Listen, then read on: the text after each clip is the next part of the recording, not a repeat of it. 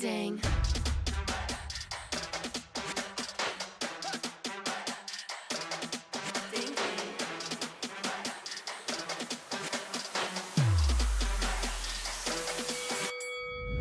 Why you just have that look upon your face with the underestimation? It is so yesterday. 'Cause baby, I can fly without you by my side. I can do a whole lot more than just look pretty. I know that it'll take some time to see, but you're never stopping me. I know that we ain't giving up. If you thought so, well, tough luck. So we're just gonna do our thing. Ain't over till the bell goes ding. We're gonna fight, so step aside and let us sing. We're gonna bring you down. If you think you'll stop us somehow, just let us do our thing. This ain't over till the bell goes ding.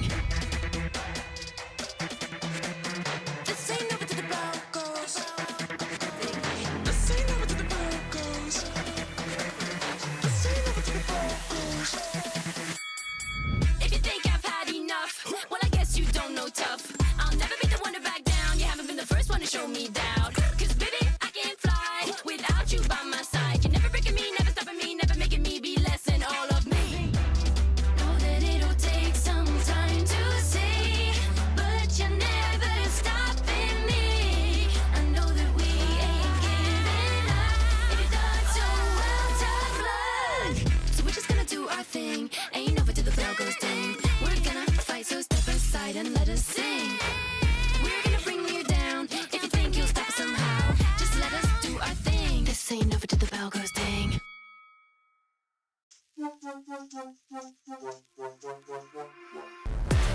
Give it more, give it more, give it more right now, right now. Give it more, give it more, give it way more, way more. Yeah, we give it all that we got. Measuring what's in our pockets, then we give it a lot. 'Cause we've been hustling for years, now we up at the top. And no, it's still not enough, so we ain't gonna stop. 'Cause that's full throttle, zoom, zoom, hop, skip, jump. Gotta eat it up, but the goal is lunch. I'm the big dude, so I never duck, duck. Just keep our head up and yeah, we going up, up, but don't call it good luck, luck. Earning what we got, 'cause all we do is give it more. Yeah, we going up, up, but don't call it good luck, luck. Earning what we got, 'cause all we do is give it more. Give it more, give it more, give it more right now, right now. Give it more. Give it more, give it more, give it way more, way more. Give it more. Give it all, we got, we give it all, we give it more. Oh yeah, give it more. Give it all you got. Now they know about our dedication. Not just hard work, it's also patience. Stripped away at it and ignored the hate. And now we big time status and it's us for the taking. We eat, dream about it every time we sleep. Making moves, just look at my feet. Yeah, we bring the heat. We make every situation sweet. Now all we need is yeah, we going up, up, but don't call it good luck, luck. Earning what we got, 'cause all we do is give it more. Yeah, we going up, up, but don't call it good luck, luck. Earning what we got, 'cause all we do is give it more. Give it more, give it more, give it more right now, right now. Give it more. Give it more, give it more, give it way more, way more. Give it more.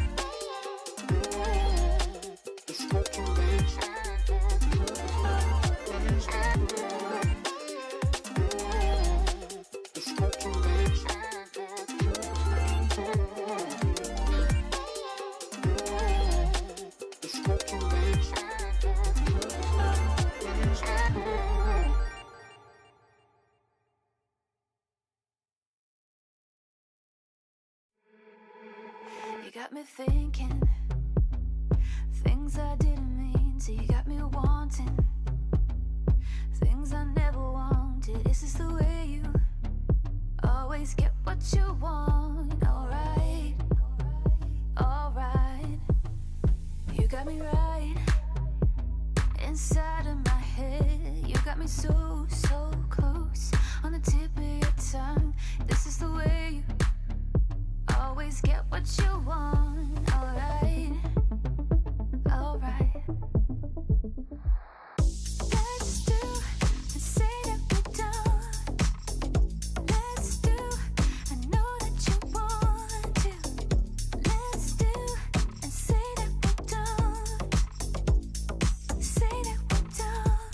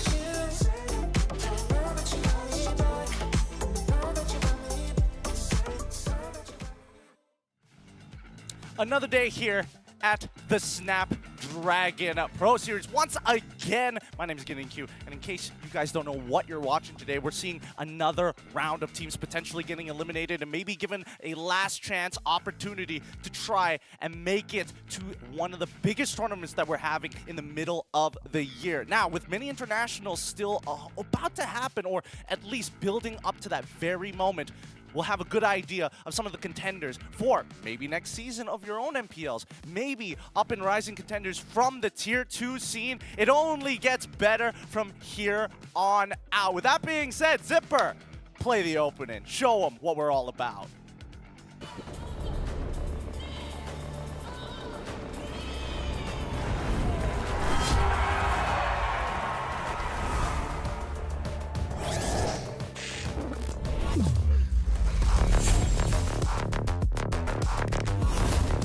Looks like the players are ready. Here we go!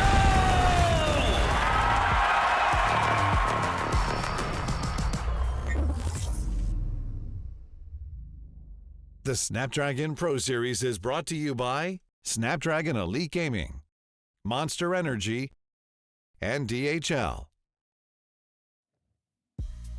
You're here back at the Snapdragon Pro Series, once again brought to you by none other than, of course, ESL. This time around, we're going to be seeing another round of teams potentially having a big struggle to make it and maybe even qualify to the next round of the Swiss. With that being said, you already know who I am. My name's Gideon. Here today with me, it's going to be Lavelle as my co-caster to bring you the action for these exciting games. Thank you.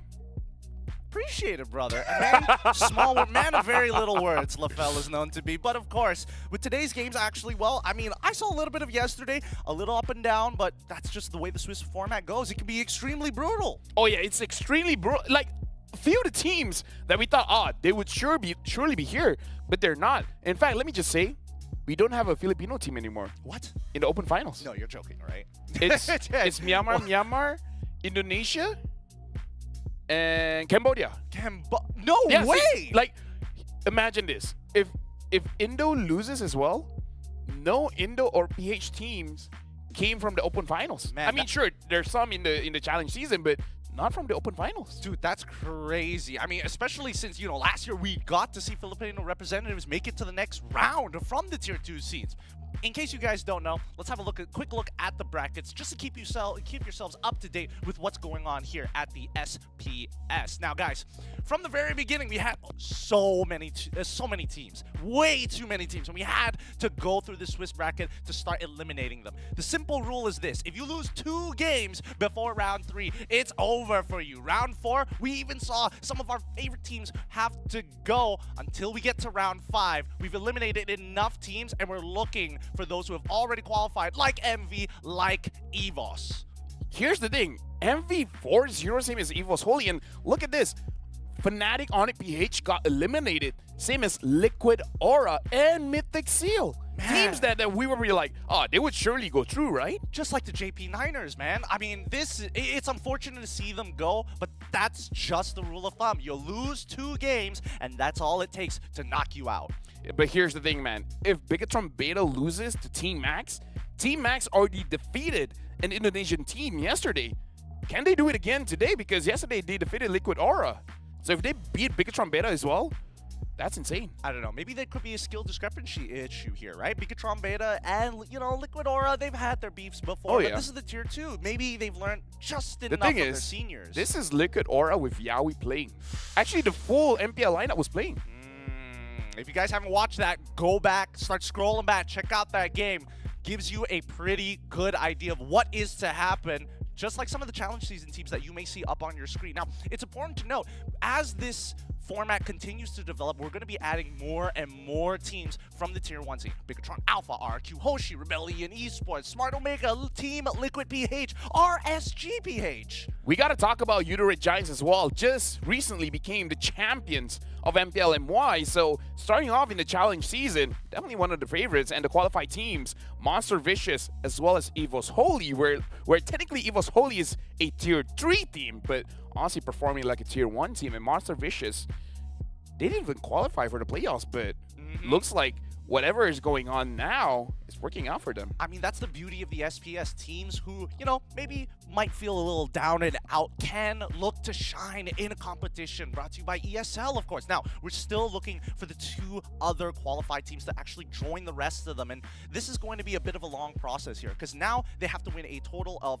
5 series as a record throughout this league. Just in case you guys don't know, here is the schedule for today. To keep at least keep yourselves in check about what games that are going to be happening here on the English broadcast. We have other languages happening at the same time. But here's the thing, everyone's watching the same game for this one because whoever wins this one basically qualifies, and whoever loses, well, they're disqualified. AI Esports will be going up against Falcon Esports. Team Max will be going up against Bigatron Beta. Today is all about, if you win, you go to the challenge season, and if you lose, that's it. Yeah, Nothing more for you here. It's crazy to imagine that there's no other way to save these teams because they already had to go through a very grueling process to get where they are. But it just goes to show, victors go to the one who have nominated themselves or at least qualified themselves for bigger accolades like the MPL. You know what? It's one of those things. The stronger team gets to stand. That's why Husky sits down. Man. Shouts out to Husky. Shout out to Husky, man. We'll remember you. He's not dead, but he's definitely watching the broadcast just to shout him out. But that being said, walk me through these teams. Because again, Falcon, we have a rough idea. Yeah. They're definitely on the radar in the international scene. AI Esports, on the other hand, taking a shocking victory over Mythic Seals? I would say AI Esports, they've shown... Here's a few interesting things about them. Okay. Black, he's a roamer, right? But he doesn't roam. He stays in the gold lane. He ensures that the gold lane doesn't lose it. So you're looking at a rotation coming in from AI Esports where it's a 2-man roam.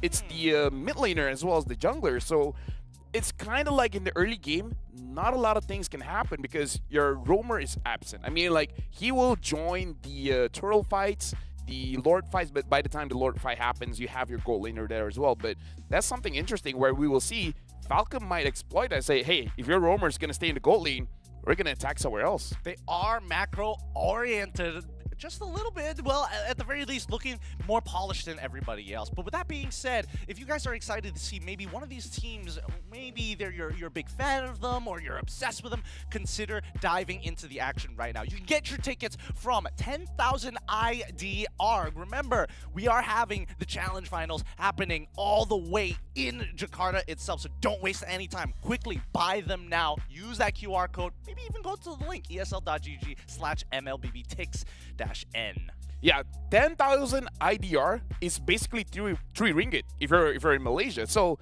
even a nasi goreng is more expensive than that. Yeah. Day ice can be more expensive than that. Day ice chinchao. Oh, I'm hungry. Bad. I'm hungry too. And that also sounds really depressing. Where is our currency going? It's $3 for day ice now? God, good God, the times have passed. But for both I of these remember when I teams, was going to school, nasi lemak cost like 50 cents. it did. Usually they hand out for free sometimes. But then again, might have been a different school. But we're going to go on a short break. Keep it and stay excited for Falcons as well as AI. Both of these teams have an opportunity to make it to the next round. We'll see you right after these messages.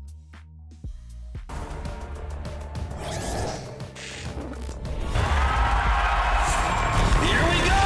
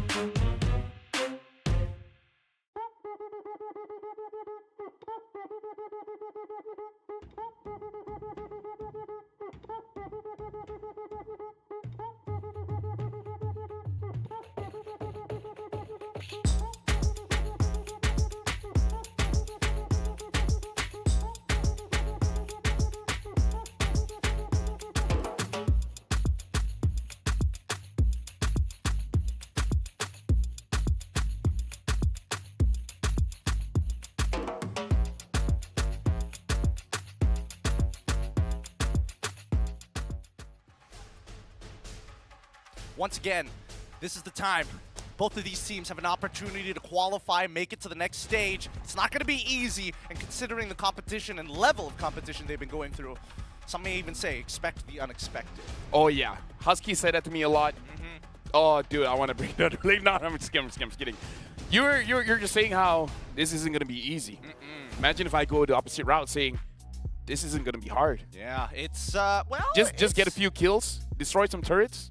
Low kill counts overall. I like the sound of that. I believe if Falcon's playing, it could be a low kill count game. But AI Esports is one of those teams, they don't like low kill count games. They want, it's so weird. They want to be the one that's aggressive, but their roamer's not with them. Well, I mean, that just goes to show that sometimes these teams are pretty dependent on their EXP laners, pretty dependent on their junglers to get stuff done. And that's why we're excited to see AI Esports up against Falcon Esports. Unfortunately, it's a battle of the same regions. It's a little sad to see, but hey, that's just the Swiss format, baby. Do you see the eyes? It says out AI. And do you see the F? It looks like a falcon. Actually, it doesn't, but you know, it's like you use your imagination, right? It's like, oh, maybe the F does look like a falcon. I'll let you have this this time. I'm not gonna bring up my trump card just yet. But in the meantime, let's have a look at the players from both of these squads to get you familiarized with some potential superstars coming in from Myanmar. First off, we gotta check some of their highlights here, man. I mean, look at them. The fact Dude, look that at Lina.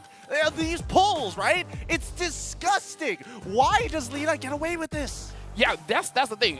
Second pick, the Faramis, we would have thought that either it would be banned or stolen away, right? Justin takes it away, but no, Lina just gets it. And it's like he is good at being offensive and defensive because defensively, you have the Netherrealm. And the thing is, when we watch Faramis players play, they really just use their Shadow Stampede as a movement tool, not really as an engager. But Lina's just like, no, I can get 4 people and I can pull it back. And now AI Esports, it's Ying, PS, Lina, Alita, as well as Black. The one that we really have to look out for is definitely Lina. Now, is this team the sort of team that where it's like, this is their identity, this is their playstyle, we haven't seen anything else left from them? Do you think that Black might actually start roaming in these upcoming matches depending on matchup? Perhaps, because now I think back, Ying, one of his better heroes that he used yesterday was the Terizla. And I gotta say, he does it all. He does deal damage, but the setups are as good as Lina. I'm telling you, that's why we gotta keep our eyes on some of the important players here. Ying, PS, and as well as Black to try and set up these fights. Worst comes to worst, we'll just let Lina on the Faramis and let it all happen all over again. I mean, that's if he gets it, man, because I gotta say, some of these picks is, I feel like some teams are like, okay, maybe we don't have to ban Harif. And one of those teams is actually AI Esports. Blasphemy! Well, it might not exactly go too well, especially up against their competitors. Falcon Esports. Now, this team can be extremely dangerous. Other times, they may look passive. You never know when they've got the sucker punch ready to hit you with Royal Milk, Dax, PX7, Benny, and as well as Kid X.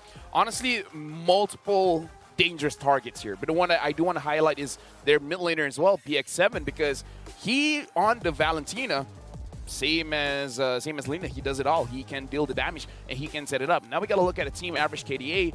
It is going towards Falcon Esports, but not by much, only by 1 point. Average damage dealt per minute, more or less the same, as well as damage received. So both teams on paper look very equal. I mean, the only big difference I'm seeing is that it feels like, as you mentioned, Falcon is more macro-oriented team. They have gold per minute higher than the average against AI, and I think, you know, that says enough. The real question is, when do they start getting these leads? Because now with the new patch, and especially with the early game, those first 2 minutes, it's kind of hard to steal gold, and it usually comes at a pretty big cost. For me, Falcon really plays around the wave management very well. Like doing those Lord dances, it does feel like the Filipino style, where while you're hanging on the Lord, you're making sure that your side lanes are doing something. So they build up those waves very, very well, and then if the opponent isn't going to force a fight around the Lord, they're just going to get free objectives. So that is definitely one thing that we do have to look out for with Falcon Esports. Well, I want to bounce one last thing before we jump into this drafting phase. EXP laners, are they the ones that we have to keep an eye out for? Or does Falcon, like I'm looking at Benny,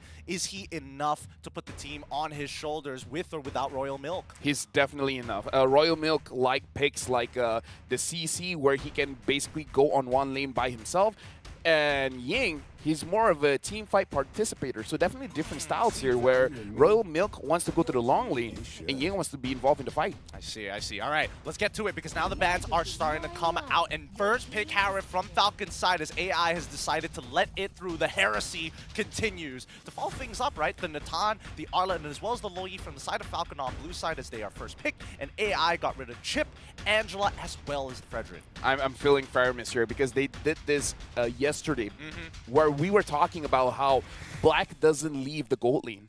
And that's one of the reasons why they're letting Harif through, because Harif is a lane bully. But Black is just not going to allow the Harif to get a snowball going off the lane. There we go. There's the Faramis, like you mentioned, but they also locked in the Moskov. I think, you know, this is how AI generally wants to play, right? They make sure that they have a good pick for their mid laner, and more importantly, something with a little bit more lane influence, and that's why the Moskov probably the go-to.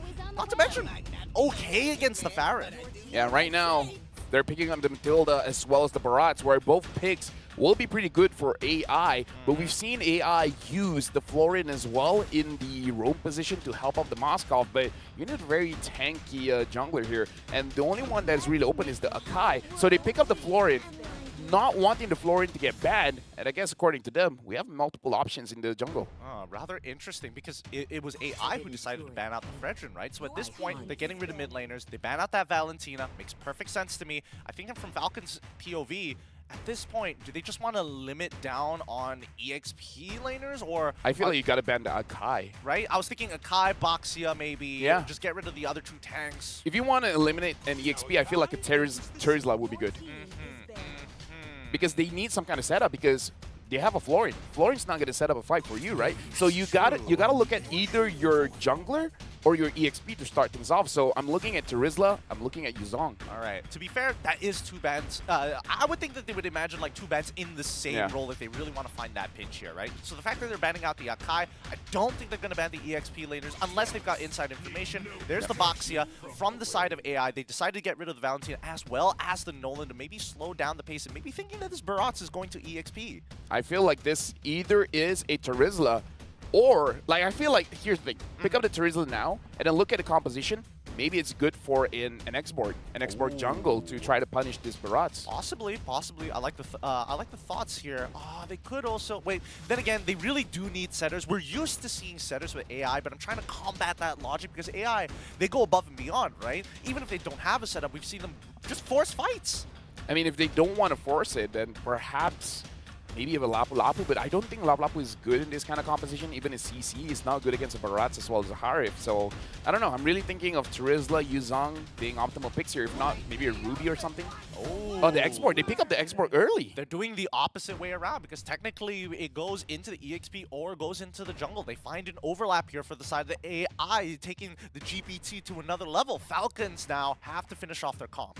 Okay, so going up against the Exborg, a Paquito. Usually we see the Paquito, and if you pick up the Paquito, you're kind of like forcing him to go to the jungle, but they pick up a CC, so they want to be able to go against the Moskov. Having that Vengeance is going to be able to isolate him away from the fight. I like it a lot, but they still need to have that final pick. We need to The know Vexana? where, well, at least, I think the Vexana is like, or Lilia. Right. I was thinking more on the Lilia, yeah. I definitely was thinking more of the Lilia just to be able to kind of peel away. Wait, because Barats open as well. Nova, I feel like either of those three will be fine. Either of those three is okay.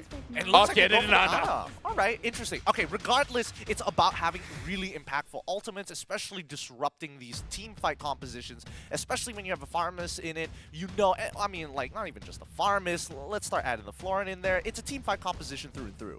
Right now, they're having a conundrum here because Exborg is really good against the CC, so they're like, now do you want to flex the Exborg into EXP and then put something else in the jungle? But at that point, what do you put? An Alpha? Yeah, I think the Alpha is like the only other thing. Dyrov. Oh, wait!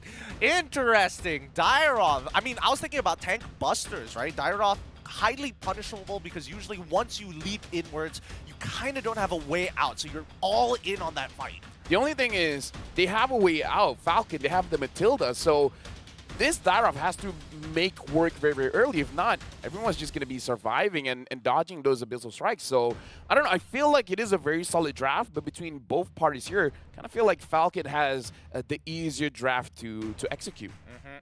I think my eyes are going to be like looking at Lina specifically because they could distribute their resources a little more efficiently, right? We know that that Black usually hangs around that gold lane, which gives Lina the opportunity to either roam down or up towards the EXP side to maybe create that advantage. Yeah, definitely going to be interesting to see how Falcon decides which part of the lane that they want to control, because not just the side lanes, they could even possibly opt to just go inside the jungle and try to see if they can get advantage there, because going up against a Dyrov, right? If he doesn't have a good early game, then he's not going to have a good game in general. Well, let's see how good of a game it's going to be as we start loading into the land of Dawn. Purple buff starts for both our competitors here in this best of 3. Good luck, as only one may move on. I would say this start is going to be a little bit better for the Dyrov, because his rotation, he's going to be able to meet... This is good for the Baras because he's able to move away from the Dyrov, because I kind of feel like if they're in the same part of the jungle, it's going to be more advantageous for the Dyrov. Well, I think to a certain degree, we can look at it in 2 different ways. Either Dax wants to mirror the Dyrov and end up on the same side of the map early on, or maybe as a countermeasure to maybe not give him a quick early first blood. Now, the Little Wanderer falls into the hands of PS at this point of time, and you can see that AI, as of right now, not looking to go for those invades early 2 minutes. Yeah, right now it does seem like Black is roaming quite a little bit more, making sure that the mid is at least equalized, because right now, honestly, Lina is getting bullied a bit, but PS goes in, unable to get a kill onto PX7, but forces out the flicker. I mean, that's the proactiveness we want to see from this Dyrov, right? I mean, in the earlier stages of the game where Dyrov is by far one of the stronger heroes in MLBB, the fact that you're getting out like a flicker from Nana, that's already good. Wait, Daytona's welcome. Doesn't connect on anybody. Canceled out. The rest of AI is looking to claim the space, attacking Kids. Abyssal Strike actually lands onto Kid X. That's a battle spell and a kill. And the thing is, hitting on the roamer here is going to delay his level 4 all that much more. So the turtle fight right now is definitely in AI Esports' favor, especially considering that they could ignore the turtle altogether and just fight whoever wants to fight, because you have a Dyrov. You have that luxury where you can avoid the turtle and just kill whoever's there. I think that's probably a good idea, but right now, if we see the lane distributions, we're seeing at least Lina hitting his level 4 on time with Ying. They're going to have a man advantage at level 4 in comparison to the Falcons, who are going to slow things down by this turtle. Level 5 achieved by PS. Now, how are they going to handle this? Unless Dax goes for a Daytona's welcome cancel here, doesn't pull him back, gets stunned down, Bism strike into the Retribution, secures the turtle as they take on this fight. Yes, he's getting chunked, but at least the Netherrealm keeps him alive. Here comes the arrow, not going to be taken. I feel like AI Esports, that was a very good call for them not to actually go for the fight, because even though their comp calls for it, it was just not a good situation for them to be in. But look at here, Benny almost gets Alita here. The moment that Black is not in the lane, Alita is getting bullied. Yeah, and he is going all the way back, right? All the way up to his tier 2. He's just nervous whether Kid X decides to show up and take him out with Soul Bloom. In the meantime, he won't have his ult to get back into lane, assuming that he hits it. But, well, at least for Lina, right? He's a full level ahead. Oh, yeah, this is very good for Lina, especially because he has that Bloom as well, so additional damage for the Fire Mist, where traditionally in the early stages of the game, the Fire Mist is only doing a marginal amount of damage. It's not a lot. It's not great. It's not great. But it'll eventually evolve, right? And that's when we are expecting to see this Bloom actually switch on over. Here we go. PS once again attacking the mid lane. PX7 taking the damage. Circling Eagle is going to get the knock-up, and ooh, the pulls back too. Lina, he's low, forced to flicker out. Royal Milk doesn't find him, but PS kills Kid X in the meantime. Well, PS, he's trying his best, but Dax finds the trade back. Unfortunately, for PX7 is still alive, but PS having to take a loss here. Very interesting strategy here coming in from AI, where it looks like in terms of any lanes they want to gank, the lane that they want to gank is actually the mid lane. Now Benny has to go back for a little bit, but Falcon Esports, they've been playing this team fight very, very well, where they're hitting the same targets all the time. If it's not that, if it's someone else, then they make sure that it's a single target, so their damage is maximized. I think even more so that, like, for AI Esports, it's actually quite beneficial for them to stay here. Netherrealm being popped, he's gonna get pulled back. No Daytona's welcome. Doesn't have the ult just yet. Lina not losing any battle spells, but just the Netherrealm 3 seconds before that turtle. Now, I mean, this has to be an advantage to Falcon, right? Oh yeah, definitely. It's so amazing how Falcon, they're playing around this Dire-off very, very well.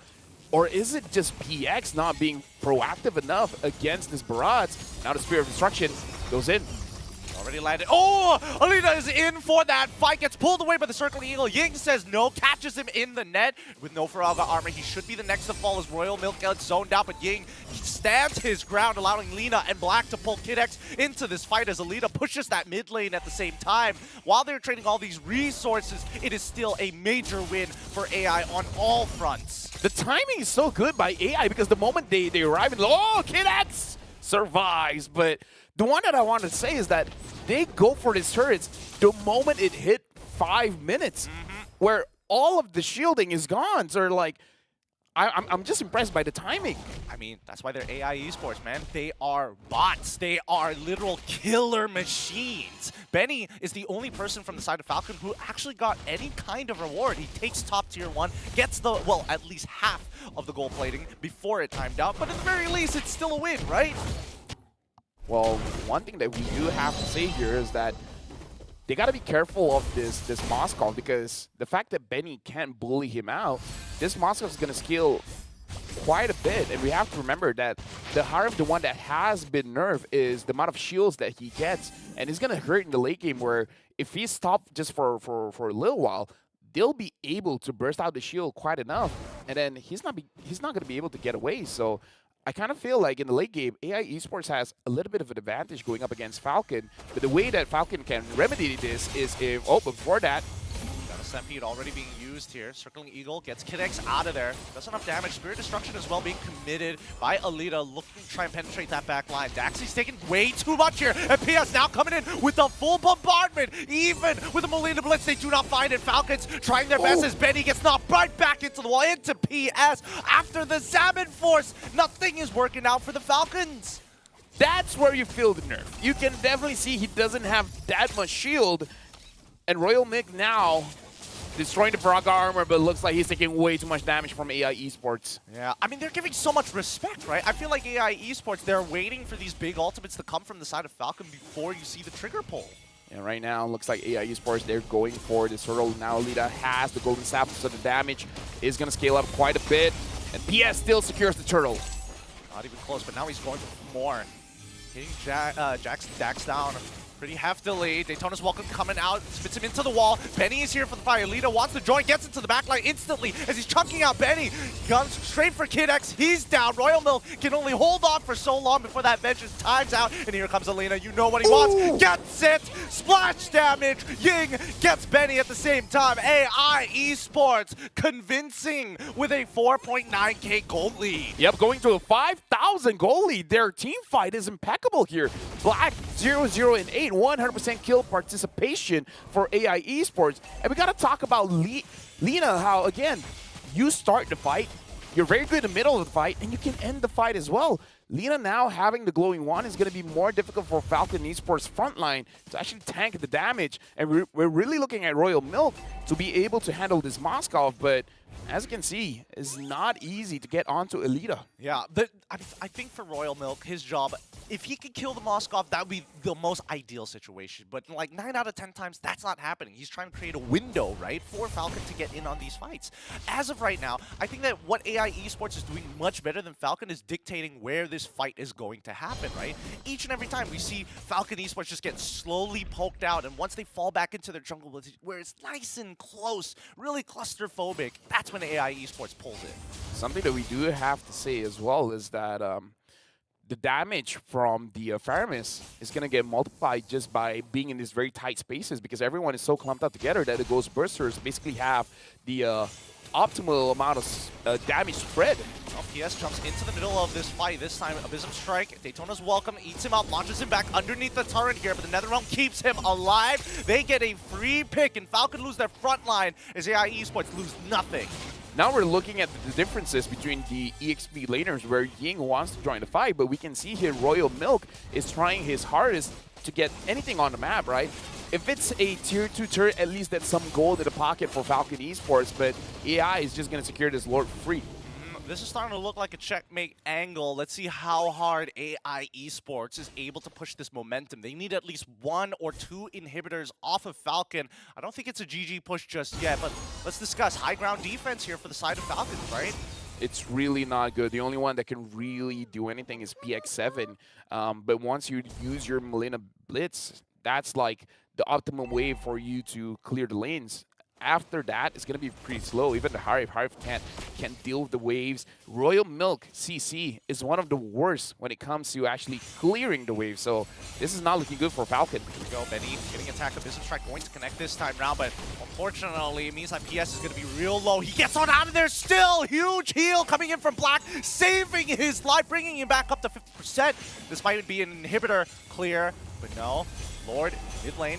Second wave is starting to push on through. Black getting chunked up at the Melina's Blitz. He is 1 HP and dies to the lethal ignition. They've already lost 1 member here as PX doesn't have his flicker, but at least they get the inhibitor. Wait, they found the export, spits him back.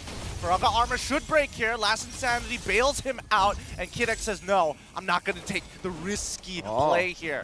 The Royal Milk he wants for Ying has to flicker right. He is stuck to the wall, still has the Vengeance, making sure that he survives, but that was a very risky play coming in from Royal Milk.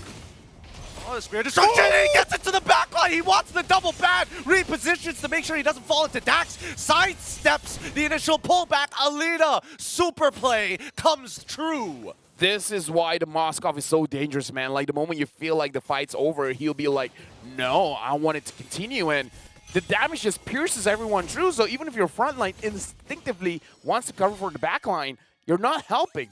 It's about angles, it's about trigonometry. Another push here to try and get another inhibitor. Retribution already uses. PS takes that front line, doing good work, but Benny gets on out of there just in time. Top inhibitor should fall as the Netherrealm keeps the rest of the members alive. They've lost too much HP. Falcons reset and look to hold as AI knock it on their door, decide to back away. No need, we've got all the inhibitors, we have the advantage. We want Falcon Esports to answer us. Oh, it's about 10,000 gold lead now, and we got to talk about what kind of friend Lina is, man. Like, he was across the wall, he used the Netherrealm, it was not in range for PS, and his Shadow Stampede was in cooldown. He used his flicker. Yeah. He flickered just so that he could hit the Netherrealm onto PS. I honestly, what a bro move. I think that it's not just Lina, right? Even Alita has been using the Spirit of Despair at times to, you know, knock away people like Royal and knock away Dax, especially when they're in an encroaching position on either PS, maybe even Ying sometimes. I feel like these players from AI Esports are pretty interchangeable in what they do. Looking at the KDA now as well, only Black, the Roamer, and PS, the Jungler, has died, and they only died once apiece, so they've been very good when it comes to making sure that no one really gets punished whenever they're going for this fight, and you gotta say, that's mostly on Black healing everyone up. The sustain is too high. Ying, he's melting down Dax, and he can't seem to get out of there. He's getting melted away. He's trying to run. Takes the guiding winds, but now Benny is exposed. Next, Royal Milk as Alita, and as well as PS won't let them go. Vengeance is already popped, and even despite the Molina Blitz, AI Esports, they just chugged on through. I was surprised the amount of damage that Falcon took. I'm even more surprised that they survived. I mean, it came at a cost, right? Royal Milk does not have his Vengeance. He cannot just stand in front of Alita no more. That's a Curse Hell purchase. PS, he wants in on this. Circling Eagle coming out of the Matilda straight away. SPX tries his best. Harrod drops down. The Zaman Force. Kid can't even get out of there. It's not even close. It's just a massacre. PS gives up his life to Benny. Ying still survives, but that's the crystal down. And AI Esports take it away. In 13 minutes and 16 seconds, they were able to end the game. We thought this was going to be a bloodbath, but it looks like AI Esports has Falcon Esports number. They made that look like that was not a big deal. Oh man, they are nasty here. AI, these guys, you got to keep your eyes on them because they are killer machines right now, and they're only becoming more and more sentient. We got to talk about Falcon Esports because they're the ones that defeated Fnatic on PH 2-0. And AI dealt like that was a good game for AI Esports. It was. And it's hard to say, was it the draft? It's really hard to dictate whether I or not. don't think so. Exactly, right? Yeah. It's just player diff sometimes. And I feel like, The execution. well, not only just execution, do you think Lina can perform this well if not given the fire miss? Here's the thing. I've seen him on another hero and it's not as good. But I've only seen him on one other hero. I can't remember which. I can't remember which hero that he used.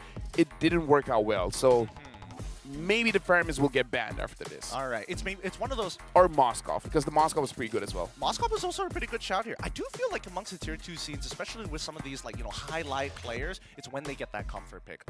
Honestly, maybe Falcon might just test them to see how deep their pockets really are. I feel like try to get Black on a non-healer, because that Florin, I feel like, was the big reason why that draft really started to get online, because everyone started moving forward. No one was really fearing death.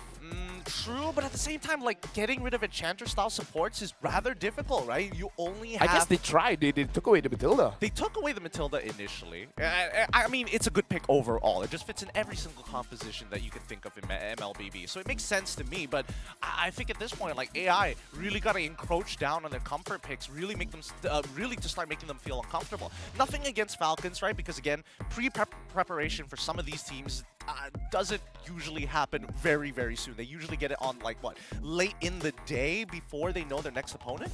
We got to talk about maybe the Nana isn't the best pick for this kind of situation. I suppose. Like with the Vexana, at least you can use your first skill to try and stop this Dire off, where I know that PX7 keeps trying to throw out the Molina, trying to change him into Molina?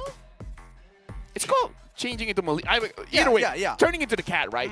He tried to turn PS into the cat, but I don't know. I've seen PX7 on the Valentina. He did work. I don't see him doing as much with this Nana pick. So that's why I'm questioning the Nana pick. It's still a good pick for this draft, but maybe not a good pick for the player. Well, to be fair, he did get ganked 3 times in lane, pre 5 minutes into the game. PS was pretty much out to get him, right? We didn't see PS actually show up in the side lanes as often as I thought he would. So pretty good wave, and especially when they have a Matilda on the side of Falcon, right? Just cut off the reinforcement lines, make sure that Kid X can't just walk through the river for free. I guess that makes a good point. Maybe that's the difference maker, because AI understands that BX7 is the key factor of why they've been winning. So shut him down early, gank his lane a few times. Even if he doesn't die, the fact that he's gonna miss a few waves is already crucial to slowing him down. Okay. So let's talk about the beginning phase, right? Falcons, they specifically, after the first phase, kind of pinched down straight away in the second ban phase against tank junglers, PS specifically, right? They wanted him to go on a tank buster, or at the very least something that is punishable, and that didn't work out too well. So I feel like Falcons are going to start redistributing their resources in the bans to make sure that, okay, maybe PS is not the problem, let's start targeting Lina, and let's see if we can bleed that over into either Black or Alita. I definitely feel like they got to target Lina here, because right now we're looking at the EXP as well as the gold graph. Not 1 second of this game went over to Falcon Esports. It just shows the amount of control that AI Esports had from the early game. And then the big dip is when they transition into the mid game. And then honestly, even the bigger dip from mid to late. Yeah, I think, wait, what was the timing here? That's 5 minutes. That's 5 minutes. That's it's 10 the minutes. So it's second. After they get a second kill here, so it looks like after the second kill in mid, yeah, that's where they really started to control the map. I think the biggest, the big pinnacle moment where you see the biggest dip, the biggest increase in gold for the side of AI Esports is roughly around 10 minutes. So I'm guessing that's around the time of that turtle fight where everybody got involved. That's where we saw the biggest economic damage coming in from the side of AI Esports. And honestly, they didn't lose too many members. They traded up. Yeah, now we gotta look at the MVP. It's going over to Alita, 858 gold per minute, 79% kill participation. And I was able to talk to one of the coaches, and now is the meta where the gold laners are using the common emblem just because you can stay in the lane long enough, so you never are in a bad enough situation where you're losing your wave, where according to them, the mana regeneration is nice, but the biggest thing is the HP regeneration. Allows you to sustain in lane and longer, especially against these big bullies like Benny on this Harith. It looks like maybe Esports has cracked open the meta on how it should actually be played in lane to outside of the game, because we saw a very big mid-game spike from the side of AI, right? It's very decisive, very clean. You never see a moment from AI of hesitation. It's always plan A, oh, it doesn't work, straight to plan B. I mean, like, it's very it's very easy not to hesitate when you have a Faramis as well as a Florin, right? You have two different ways to make sure that whoever looks like they're about to make a mistake, they don't make a mistake, right? So you have a lot of outs to all the problems or all the mistakes that you're going to do. So I feel like that's something that Falcon has to look at as well, where AI was very confident in whatever they're doing just because they have members, they have two different members to pull them out of a bad situation. So maybe Falcons, they need to start investing in really crumbling the insurance policies from the side of AI esports, right? Take away their health care. I mean, like, even look at Moskov. He can take care of himself, right? Oh, pretty Right? self-sustaining overall. So it's very self-sustaining. You have the a lot of lifesteal because you're just penetrating multiple members, and you have your own crowd control as well. Have a very short dash. So you have a global heal as well. So in this game, again, a lot of sustain. A lot of sustain. I can't wait to see how the next game is actually going to start progressing here, right? Again, a good adjustment. Good adjustments need to be made for the side of Falcon if they want to stand a chance, because it's match point for AI. It's only a best of 3. This is as good as it's going to get. With that being said, we're going to go on a short break, and when we come back, it's going to be more MLBB action here at the Snapdragon Pro Series, brought to you by none other than ESL.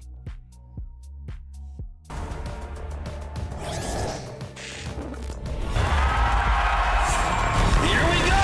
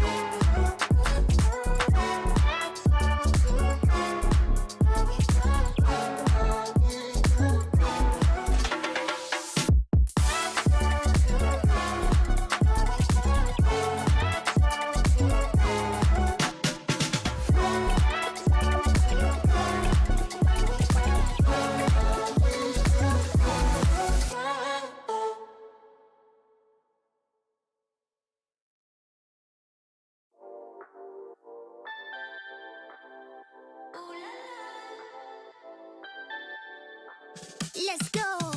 Put it in motion. Baby, we're going faster, faster, faster, faster. Seizing the moment. Baby, keep going faster, faster, faster, faster. Speed up, make that thing rev. Foot on the gas so you got nothing left. Let's drive to the top of the mountain and see the view. Let's vibe, looking back on the journey, just me and you. Ain't nobody wanna go slow. Yeah, I was chilling in the past, I was solo. Now that I got you in my life, I'm like, go, go. I be living for the thrill of it, whoa, whoa. I hear you like to gamble. Let's take the road, let's travel. Know I'm a lot to handle, but I wanna go fast with you. Think we can go the distance, although I know we're different. Together we both fit in, so I wanna go fast with you. Put it in motion. Baby, we're going faster, faster, faster, faster. Seizing the moment. Baby, keep going faster, faster, faster, faster. It's like they never even seen us, and nothing will ever get in between us. I'ma ride by your side every season, and if anyone try to stop us, we just speed up. Yeah, always keep it at 100. Top down, pretty face, so sun-kissed. Know it's scary, but I swear I really love this. Big shades on, summertime in London. I hear you like to gamble. Let's take the road, let's travel. Know I'm a lot to handle, but I wanna go fast with you. Think we could go the distance, although I know we're different. Together we both fit in, so I wanna go fast with you. Put it in motion.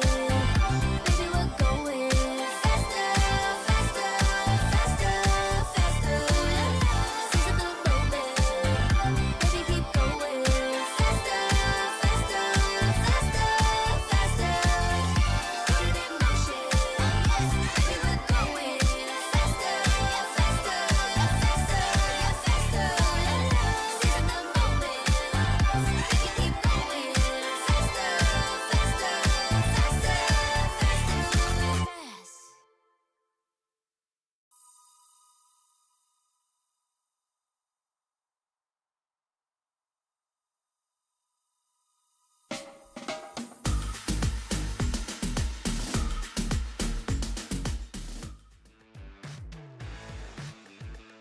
It's equalization or winning point for either AI or Falcon Esports. Either one of these teams have an opportunity here. The real question is which side of the map do they want, red or blue? Here's the thing, man. I'm colorblind. First or second pick? I feel like AI wants first. East or west? I feel like AI wants first because they want to try to secure that fire miss early on. I have no other double entendres for that one, but Left or overall, right? I already said east or west. I already took the directionals to another level with that one. But okay, at the very least, I definitely understand where you're coming from when we're in the draft. sorry. And they are fast, right? They're not hesitating. Falcons have decided, you know what? We're not giving you blue side. We know that AI is going to take advantage of this, so we're going to take our own. They've locked in the Harith. They've locked in the Barats as well as Nolan. They've banned out the Arlet Loyun as well as Natan. Doesn't seem like they've changed their plans too far, other than the fact that AI, once again, Moskov, Faramis, Chip ban, Angela, and Fredrin ban. The crazy thing is, they got the Moskov and Faramis again. So looking like Falcon is like, if only we had Nolan, man.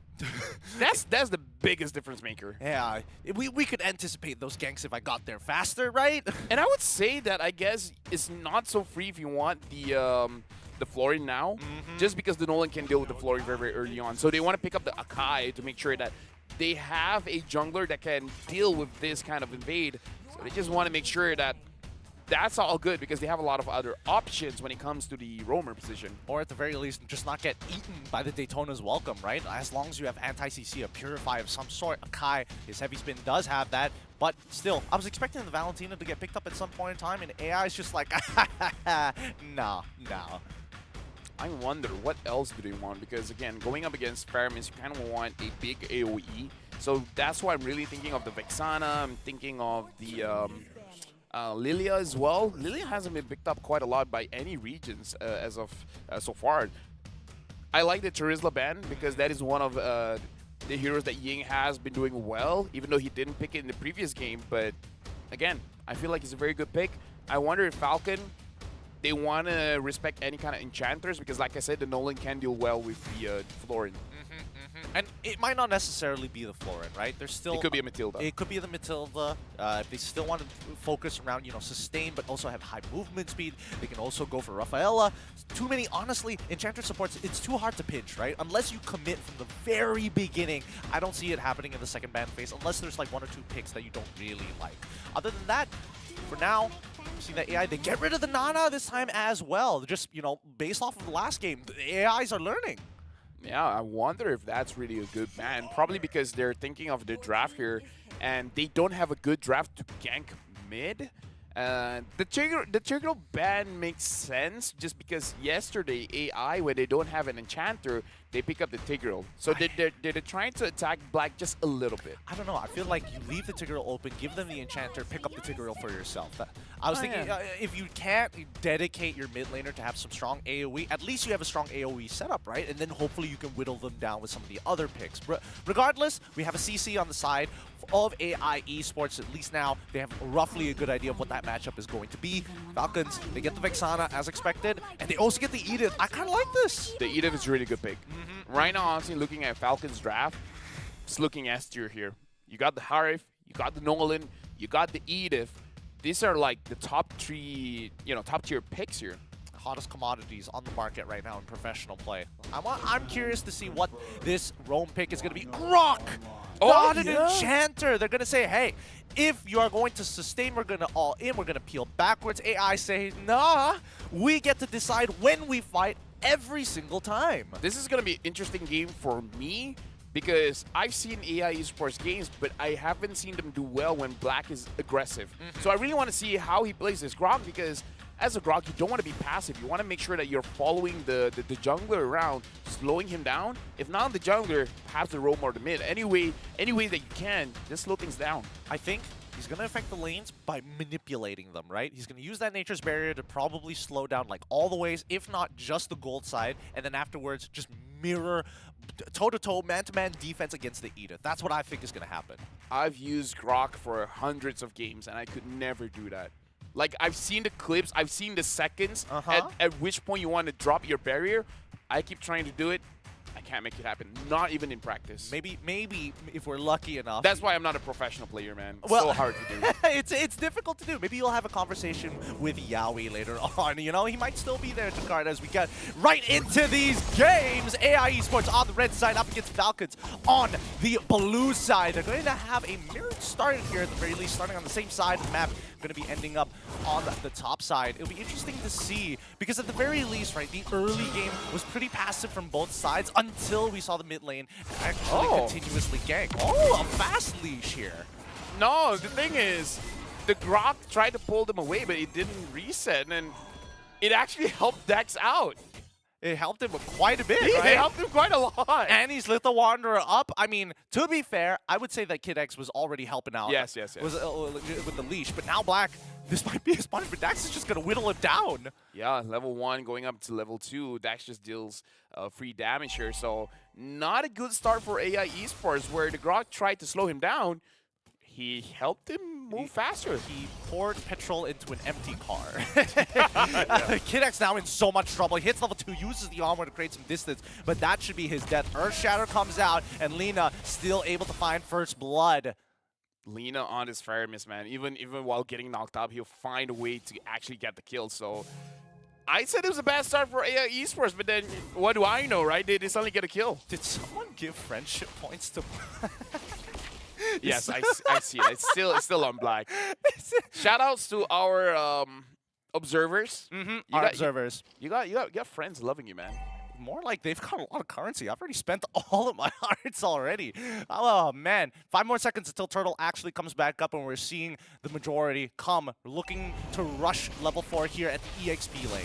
Yep, Royal Milk is going to hit level 4. It looks like they're going on to Lina. Lina's going to get level 4 as well, so Dax has to be a little bit careful here because going up against the Akai, it's not going to be easy for him to actually secure the turtle. Well, let's find out here. Heavy spin angle potentially. Has to use it. It's still eaten by the Daytona's Welcome. Time to bad, but NetherRealm saves his life. He's trying to run away as the Eternal Guard is going to try and keep them at bay. Royal Milk, just a sliver of health for Lina. Can't seem to finish it up, but Lina is the one who finds it. Shadow Stampede pulls back 1, but doesn't matter. Nothing else to jump on them. They're going to reset, head back into their lanes, back into the jungle. A good macro by PS as well, and understanding that this is not a good time to get the turtle, gets the buff first. Now he has the level advantage. Now Dax has to be careful. Here we go, 50-50 on this red tree. Walks, but doesn't get in range. Dax is able to steal away this turtle, no problems whatsoever. All because of Kid X, man. Like, as an Edith, you have a lot of crowd control, and it's one of those crowd control that's hard to stop, right? Where you could body block this, could body block that. No, the Earth Shatter goes through everyone. Everyone gets knocked up. So good timing coming in from Kid X to make sure that the Akai was not in a good position to actually get that turtle. So good spacing coming in from Falcon Esports. Yeah, Falcon making some really good calls, right? They're very much aware of the retribution timers. Like we saw by the time that the turtle was taken away, there's still like 3 seconds left. So that's why Falcons were being very aggressive in their space taking here. Oh, I saw the arrow coming. I'm like, no way he finds got it. No way he finds it, and yet he does. Good vision coming in from Black. Lina with a great spear of destruction. Dax has retribution as well. I'm pretty sure even he is like, there's no way. There's no way, right? There's no way he's It'd be going to get crazy if he lands this. Yeah. He even emotes on his way back. It's like he knows. He knows the observer's watching him. Here's the thing. AI Esports, like, I thought they didn't have a good early start. They get 2 kills. Sure, they didn't get a turtle, but this adds up, man. This adds up because as an only, you want to farm fast, and Black is going to get attacked, but looks like he's going to be fine. Yeah, they're not going to invest any resources onto Kid X. They're letting Alita deal with Benny 1v1 in his lane. He does end up losing a bit of gold plating, but not the worst. At least you're not dying. He's not missing out on any farm. Kid X now looking to open up some space into the mid lane. I would say this is very bad for Falcon, actually, because they invested a lot onto the gold lead, and they didn't get anything out of it. So time wasted is actually pretty big because you could have used that time maybe ganking somewhere else. So it's one of those things, in hindsight it's bad, but when it happens in games, like, oh, that doesn't feel good. Well, maybe there's there's some saving grace, right? Because the recovery period here is on this turtle, and so far we're not seeing the lane swaps come out just yet. Wild Charge being used by Black. This might be the opportunity they've been looking for, right? Without that wild charge, they don't exactly have a disengage mechanic from the side of AI Esports other than the heavy spin, but he wants to use that for that retribution, right? Wait, no, it's a 5v4. They want to get on top of Black once again. Royal Milk getting in front, but KidX comes in huge with the onwards and the Earth Shadow flickering forward quickly into the primordial form to hold as long as he can. NetherRealm keeps him alive as Ying is chunking them down. Who gets it? And it looks like PS steals the turtle away as they start backing out. Somebody help them. There's 3 members of Falcon go down for this turtle. AI Esports, everything is just going right for them because even though PS was eaten, he was actually like Luda out? He was spat out. He was spat out, okay? I had to say it in Malay first, all right? I do dual language, but he spat him out at the time. Here's the thing. The crazy thing is, I don't know if PS got it off of his retribution or just because he was hit against the wall.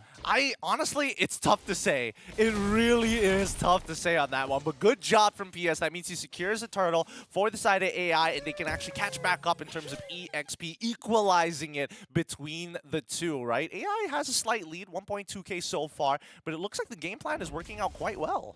I would say the biggest thing here is the fact that there's a War Axe on this CC, so it does deal a lot of damage, and we can definitely see the difference when it comes to the fights because he charges up the War Axe stacks first and then uses the current call to have that huge amount of damage burst. So really like how Ying is utilizing the CC after getting the War Axe. Well, let's see. As Falcon, they've been dedicating a lot of their resources towards this gold lane, and despite top tier 1 being destroyed, Benny comes down to the bot side, and Falcon respond accordingly. It's okay, I say Luda. At least it was corrected in a different language. Oh, PS finds PX7. It looks like he doesn't even have to commit anything else. All you're dealing a lot of damage, but Lina, I don't know. It looks like he didn't use the Ghost Bursters there. I think he did. Just not enough damage? Yeah, just not enough damage. It was technically on just one target, nothing to kind of like spread and multiply. Alita, once again, matching up against Benny down on this bot side. And look at the resources, right? Even AI calling in the members for an off-tempo gank here just to try and catch them just before this turtle spawn. Look at CZ just being obnoxious. AI Esports is a team that is very happy to let Harif go, and they're responsible for dropping this hero's win rate. And right now, Lina pulls Benny back. God, Benny quickly uses his Purify to get himself out of there. PS knocks him away from the Zaman Force, as now the Netherrealm has been popped. That without the Zaman Force, Benny can't get in as freely. Tries to go on PS, gets the kill for Royal Milk. And now, without their jungler, finally Falcons find an opportunity to get back into this game, unless Kid X has something to do with it. Flicker forward with the wild charge as well. They're trying to steal it away. Dax gets the turtle. Black on the run. Harith drops down the Zaman Force once more, and that's going to be a 2-for-nothing trade in favor of Falcon. Everyone was so low. I understand the play because even Lina was like, yo, I got a damage, and now Royal Milk gets attacked by Alita, but looks like the damage coming in from Alita is not enough just yet to take down his Barats, but I like the move. If Lina had the line trench in there, probably could have gotten killed. That would have been it. That would have been it. That's so sad. I mean, this was an impressive call coming in from AI Esports. They are not afraid to go in. They are willing to trade bodies to potentially get the big turnaround, the big tempo breaker. If you look at the damage leaderboard so far, Harith sitting on top, Lina not too far behind. Yeah, and right now, the Harith looks like is going for that Holy Crystal, so it's going to be a big power spike when it comes to damage against a Moskov, but I'm pretty sure the Moskov is just a few hundred gold away from the Demon Hunter Sword, but I don't know. Something about the Holy Crystal, man, makes all of these mid or mage gold laners very, very strong when it comes to the burst damage. So they gotta watch out for that. Like if they allow Benny to free hit, it's not gonna be a good time for AI Esports. Yeah, it kind of feels like they get injected with the Super Soldier Syndrome here. Wait, hold on. PS, he finds the lockdown on towards Kids, but he gets knocked up. He can't move. Netherrealm saves him from the Eternal Guard, but now here comes Harith and Benny. Wild charge finds 2. Kid X out of position, and Alita taking him on 1-by-1, wins the 1v1, tries to run away. No cooldowns for the dash. The rest of the team continues to melt away. Alita Black down in trade for Kid. Do you remember when I say that AI Esports let it go, and then they're the reason why Harif's win rate goes down, and then Harif just started performing out of his mind? Maybe it's Holy Crystal. Maybe I should shut up. Can't put a finger on it just yet. This Falcon, they bounce back from this. A huge lead from the side of AI Esports now in favor of Falcon. 1.7K in the bank is Tier 1 top side about to fall, and Lord spawning on bottom side. I mean, this is a big power spike, right? Benny has the Holy Crystal. Good luck for AI Esports to really take him down, especially when he has that Purify online. He can dodge all of this crowd control. So Ying, even if Ying is on the Harif, I'm not so sure if the Ying can survive, especially because this Ying is on a Purify, not on a Vengeance. Yeah, to be fair, I mean, even with the initial lockdown coming down for PS, right? Just great responses from Falcon, using their CC efficiently. Had to bail him out of there. Ooh, wait, hold on. Kid X going in pretty hard on the Ying. Forces out that Purify early on. Frontal Guard comes out. Daytona's welcome as well. NetherRealm finally popped to save his life. They want to get back into this fight. Dax tries to go in, doesn't find the angle, as even Benny getting zoned out by the heavy spin. But that's all the resources, all the ultimates coming out from AI Esports, except for Moskov. Yeah, I feel like they have the right idea where they're really trying to force out the NetherRealm from Lina, and that's a big game changer for them. And I don't know why, but the damage coming in from the from Alita is not enough just yet. I don't know if he needs that Malefic Roar to really make a difference, because, and it looks like he's not even going for it just yet. He wants more defense, so he's going for a Magic Blade, which makes sense going up against a Harif where the Holy Crystal has been built. It's not going to be easy. He needs any kind of advantage, right? Even with the tough boots, still doesn't. Oh, straight into Rose Gold, right? I thought he was only going to hold the component. Goes for the full item.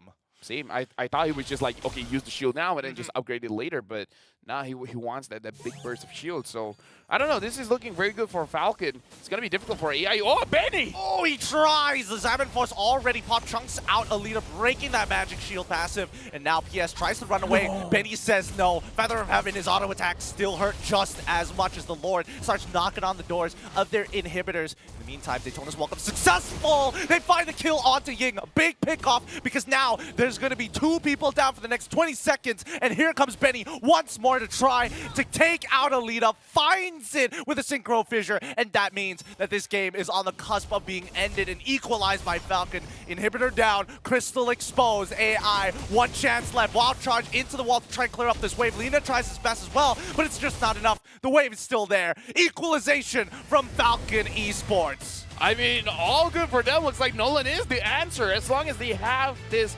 assassin in the jungle, looks like they can speed things up, and looking very good for Benny once he has that Holy Crystal. GG's.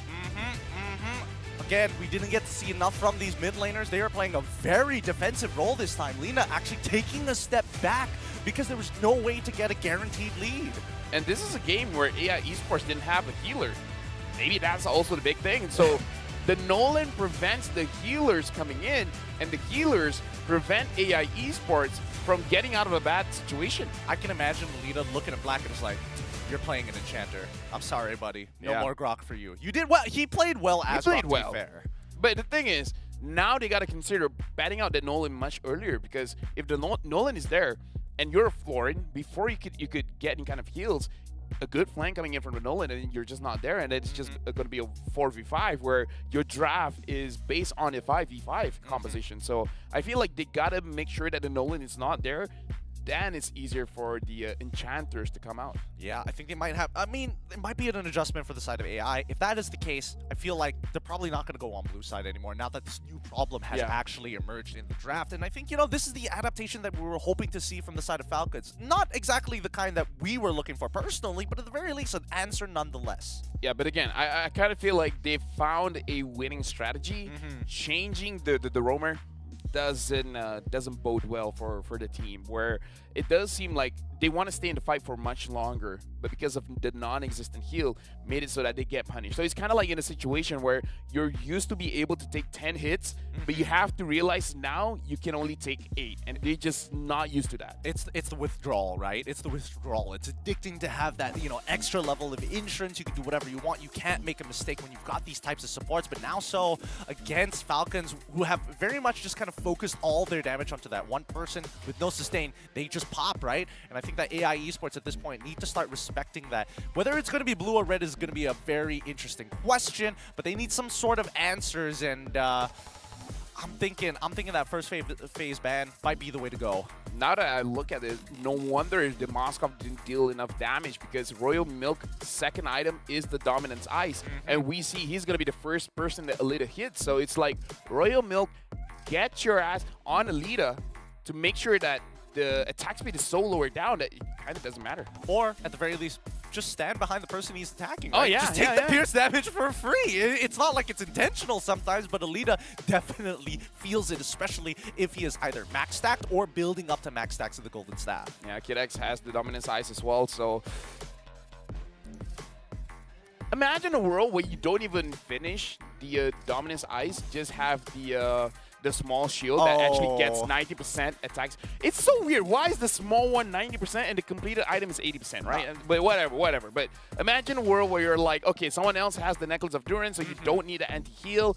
Just build that 90% attack speed reduction, and all of a sudden the Moskov doesn't hurt as much anymore. Well, I suppose. Then again, it does add a good bit of armor, though, later down the line, especially when you're looking for the completion with the steel leggings as well. I think it's a combination of things, but at the end of the day, it just was not enough, right? I think that AI, unfortunately, could not get to that critical mass in time, considering how well, every situation didn't fall in their favor, even though it should be. I have to say as well, Ying was not impactful in this game with the CC, right? I kind of feel like he picked that hero up just because he thought he could bully the Barats in lane. And maybe that was the truth. We didn't see a lot of interaction between the two on in the lane, but in the team fights, definitely did do much. The first fight when he had the War Axe, that was a lot of damage, but kind of feel like could be the same kind of situation if you change to a different EXP laner. Well, like maybe even a Thamus, maybe even a Lapu Lapu. I think the Thamos would probably be better in this case, because here's the thing, right? With Royal Milk on this Barats, he's very uninteractive in the lane. He knows that he can't win the trade, so what does he do? He just pushes the wave into himself, closer and closer to his turret, and maintains his stacks with the help of the River Crab, and then just kind of AFKs until level 4. Oh, wait, not even level 4. Level 3, and then PX7 gets involved in his lane. And because Dax is using the Nolan as well, it prevents you from picking up the Xborg. Because if he just clears your Firaga armor, you're basically useless in a fight. So this Nolan really prevents AI esports from picking up quite a lot of heroes. We're definitely going to see an adjustment here from the side of AI, right? I mean, let's look at the gold graph first of all. It was going in favor of AI back and forth consistently, and I think we did see some, at least we saw some profit in the early game when Ying got involved. But later down the line, especially past that 10-minute mark, we see a huge surge in Falcon Esports' favor. Did they set it up, or did AI Esports just not execute? I feel like Falcon Esports really set it up, and it was based off AI Esports making some mistakes where they let Benny free hit, where, to be fair, they tried to catch Benny. I think there were like 2 or 3 attempts where they specifically wanted to catch this Harif, but the Harif was very slippery, able to get out, and then the rest from Falcon just collapses, and then Benny, having the Zaman Force, just continued dealing out the damage. So it's about them having the right idea, but not able to execute it well. If they were able to lock down Benny, different story, right? They could have won the lore, they could have secured more turrets, and then possibly ended the game. But the fact that Benny was able to get away, that's the big difference maker. Honestly, there's just so much disengage, right? No matter how we see them try and lock down, the only effective way to actually knock him up is if he doesn't have Purify, and it's specifically through the Wild Charge from Black, because he's the only one who could walk away from Eternal Guard. He can walk away from some of the heavy hitters from the side of the Falcons. But give it up for Benny here. Played a strong game, and that is why Falcon Esports invested the resources into him. Yeah, we can definitely look at the highlights where a few times they went straight for Benny, and Benny is able... Actually, now that we think about it, there was quite a few times where we see Black flicker Wild Charge getting very low targets, but they just did not have enough damage to actually kill those low targets, where it's kind of unfortunate for AI, but if we really think about it, quite a few times, low targets were able to get out of there no problem. And that's not all, right? Every time we see Black actually, find an actually particularly good engagement, 3, 4 people sometimes off of that wild charge, the follow-up isn't there. They get zoned out by so many different aspects from the side of Falcon Esports. They deny space. The last fight just there, I kind of feel like if the Akai just stand his ground, knowing that he's gonna die, but at least he locks down the Harry for 1 more second, he could have won that. Like they could have gotten a kill onto Benny. So the fact that he panicked a little bit and tried to get inside of his turret, that was a big mistake. All right. We've got to test their nerves here, right? They're up against an AI that continues to learn. Falcon now equalize it 1-1. Match point for either one of these teams. Who are you thinking here, AI or Falcon? Honestly, looking at how they progress, I kind of feel like a little bit more for Falcon. But the moment that Nolan gets banned, probably AI. What about you guys at home? Don't worry, we'll give you some time to think about it. We're going to go on a short break, and when we come back, a conclusion of this best of 3. We'll be back right after this. Here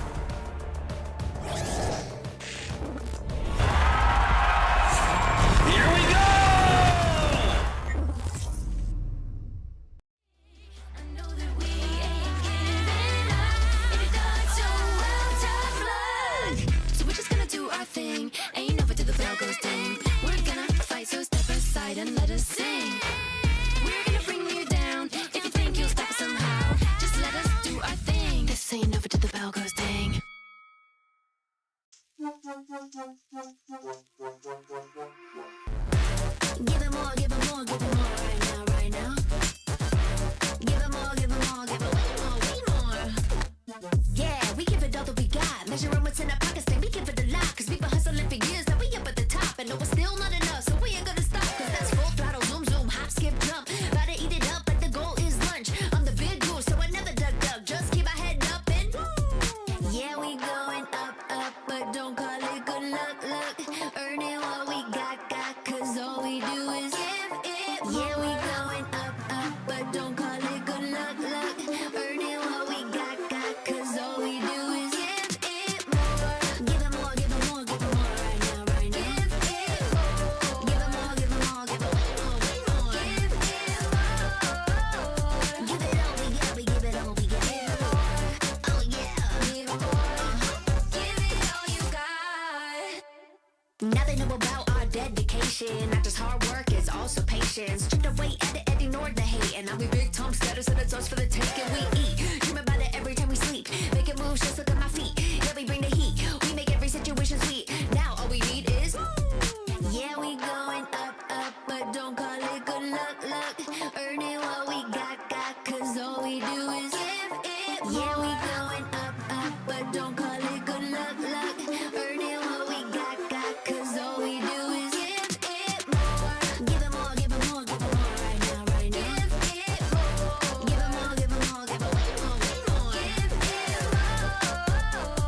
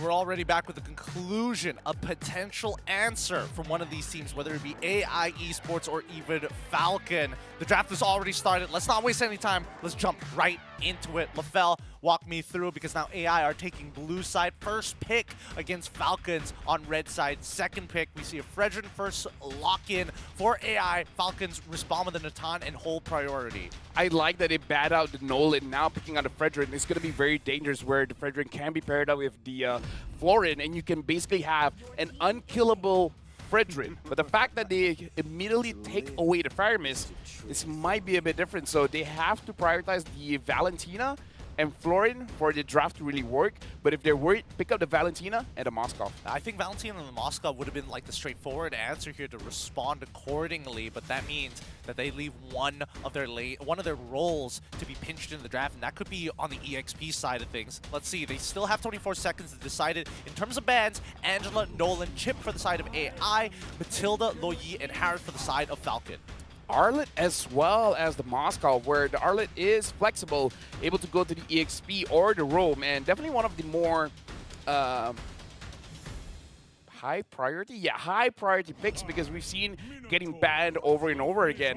And now Falcon having the Minotaur as well. This is kind of like a double support kind of setup where the Fire Mist can protect your team the same as the Minotaur. But basically right now, it's a very difficult angle for anyone from AI to actually engage into a fight if the Falcons lineup starts rolling. Yeah, this might be a bit difficult to handle. We'll see in a little bit as Novaria is going to get banned by Falcon, responded by Baxia on the other side of AI Esports. Now, I'm expecting the Valentina to get chucked under the bus, the ban bus. Come on. Yeah, there we go. And AI, do they respond with another tank jungle ban? The only one left is really the Akai. Barats is available. Oh, looks like they're going for CC. Oh yeah, I forgot about the Barats. So, but if they have the Barats here, I would say their mid trio doesn't have that much damage. So they're picking up the Terizla first, especially knowing AI will probably not pick up the Barats. So I like this Terizla pickup, kind of forcing this Arlet to make a decision. If you're going to the EXP, I'm going to beat you down. If you go to the Roam, you might have an easier time, which I feel like this Arlet really should go to the Roam right now. Yeah, I'm thinking that too, especially since Falcon, their success has been coming from, well, at the very least, through their tank junglers, and AI, they might even be setting themselves up for success. We'll find out whether it might be a swap of roles from game number 1, where Falcon takes the damage style jungler. Vexana gets locked in, followed up by Florin straight away. An atypical comp coming in from AI Esports. Yeah, this is something that they really want, and in a way, they do get extra protection, not by the NetherRealm, but the Eternal Guard having an additional body in front. So they're going to have a lot of space open for the Moskov, but they really got to make sure that they're able to force out the Minoan Fury, because if not, it's going to be a hard time for Moskov to find opportunities to go in. Man, this one's a little rough. They are lacking damage from the side of Falcons, but they could just double up on their initiation tools. They could go for Akai, Guinevere. Oh, Akai gets locked in for the side of Falcons, and now it's really much dependent on this Natan to scale up as quickly as possible. This Akai is a little bit, I would say risky, because there are ways where if you misplace your heavy spin, you could push people away from the penalty zone, push people away from the Shadow Stampede, the NetherRealm, even the Minoan Fury. So if you're going to use that heavy spin, you got to make sure you pin someone close to a wall. If not, everyone else, the initial setup that they can have, you could whiff. So this Akai is very risky in my eyes. Okay, I think there are certain conditions that need to be met. I feel like Akai's heavy spin either going to be used to pin against the wall by Turtlefight specifically to win out in that Retribution battle, unless he's able to get like a huge like 3-man, of course, then I think that goes without saying. But at the very least, if all the other abilities with the Minoan Fury, Entropy has already been used, NetherRealm, at least they have a disengage mechanic. Either way, I'm saying this Akai is a very good pick, but usually in game-deciding matches is definitely quite nerve-wracking, and you don't want the nerves to get onto Dax. So Dax needs nerves of steel for this game to make sure that he has a good discipline on his trigger finger. not to use the heavy spin in a bad situation. Well, let's find out as they get right into this game. Welcome to the Land of Dawn here at the SPS, brought to you by ESL AI on the blue side, starting on purple with Falcons Dax on the red side for the Falcons. Now, if everything goes well, Falcons should be able to scale to the mid to late game with no problems whatsoever. The real question is whether Ying finds an opportunity to get involved in these fights and maybe get a huge final slash. I would say for Falcon, it's basically the same game plan as game number 2.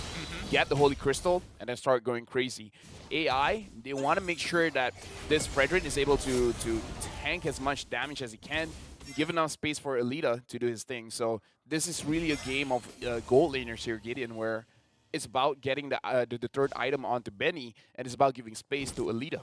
Man, I mean, that's assuming that they get there. We've seen many teams crumble under that pressure of making it towards their win condition and just like falling short of it oftentimes because of the first 5 minutes of the game, right? So that's why, again, Ying works very well. There's nice synergy between Fredrin as well as Arlid. Many ways to reset Arlid's vengeance, and if he gets it onto the right targets, his natural base damages is really going to be putting some of the backliners at threat. People like PX7, maybe even Benny. We'll find out in a little bit as Turtle's coming up in 16. I thought you were going to say, like, we'll find out a little bit in the next episode of Dragon Ball Z. I would sing the song, but I can't remember. It's No, very same. I vague. can't remember it as well. And now, this is definitely an advantage for Falcon Esports, where they have a default winning lane when it comes to the EXP, just because of Terizla working very well. But as I say that, as I say that. Oh, he gets ganked. He gets ganked pre-level 4, dies off of this. I'm not going to say anything, man. You need to stop making hard predictions. Have fun, solo cast. You need to start making hard predictions. I think that's the problem here. Well, PX7 loses Flicker as well. This is a free turtle. Falcon Dax, you should start walking away or maybe look to play for kills. No way Dax gets this turtle. Let's see how it goes. Okay. The flicker from you. Hey, wait a minute. Let's calm down. We don't need the black magic here just yet. But here we go. They get right to the fight. Minoan Fury as well as the heavy spin already being expanded. And that's the Nether Realm getting involved. They're jumping straight into this battle as well. Ying is unstoppable. He finds the kill onto PX7 as PS does trade in return. But at what cost? Well, I guess technically I'm right. He didn't get it. He didn't get it. Right? Technically, PS didn't either. But I kind of feel like we've seen this, right? It's the mid laners that have the retribution now. Clearly. But this is a huge angle for Ying to set up a freeze. Royal Milk sacrificed so much HP, and now Ying, he holds it perfect. I mean, you see that, but it looks like he's attacking the minions a little bit much there. We can definitely see AI Esports freezing a lot of waves here. We even see Lina trying to freeze the wave quite a few times, which is honestly very difficult to do as a Vexana, just because your passive kind of... It's counter-interactive, It's counter-interactive, exactly. You're trying to freeze the wave, but the moment one minion dies, everyone dies. Yeah, it's a little unfortunate, but at the very least, considering that Black is not going to participate in that mid-lane freeze at all, he's going to help the bottom side. In the meantime, right, Benny? He doesn't mind this. He knows. Just like game number 2, it's just a matter of time. As they attack the mid lane once more, PX7 will not be able to get out of this, especially when Ying rotates for this gank too. Yeah, I'm pretty sure where he's like, there's nothing I can do against Royal Milk. I might as well move around the map, and it was good timing. It's unfortunate, but PX7 got caught. Now 3 members down. AI Esports is not going to use this opportunity to get anything on the plating, but it looks like they're just going to posture themselves for this next turtle. And Royal Milk, cutting very, very deep here, kind of indicates that he wants to join this turtle fight as well. Oh yeah, he definitely wants to enjoy it. When you see this proxy this early on, that's when you know he's going to make a move. And Ying, he misses the proxy, has to deal with the lane. Looks like it's going to be a 4v5, and Ying even using his final slash to clear this wave. It's about like roughly 15, 16 seconds-ish, like 15.8 if I remember correctly, based on his item CDR. Well, either way is right now Falcon. They're trying to pull the turtle way towards them, but now PS finds one. It looks like Royal Milk is taking quite a lot of damage. He wants more. Royal Milk gets saved by the Netherrealm. In the meantime, Eternal Guard comes down to slow him.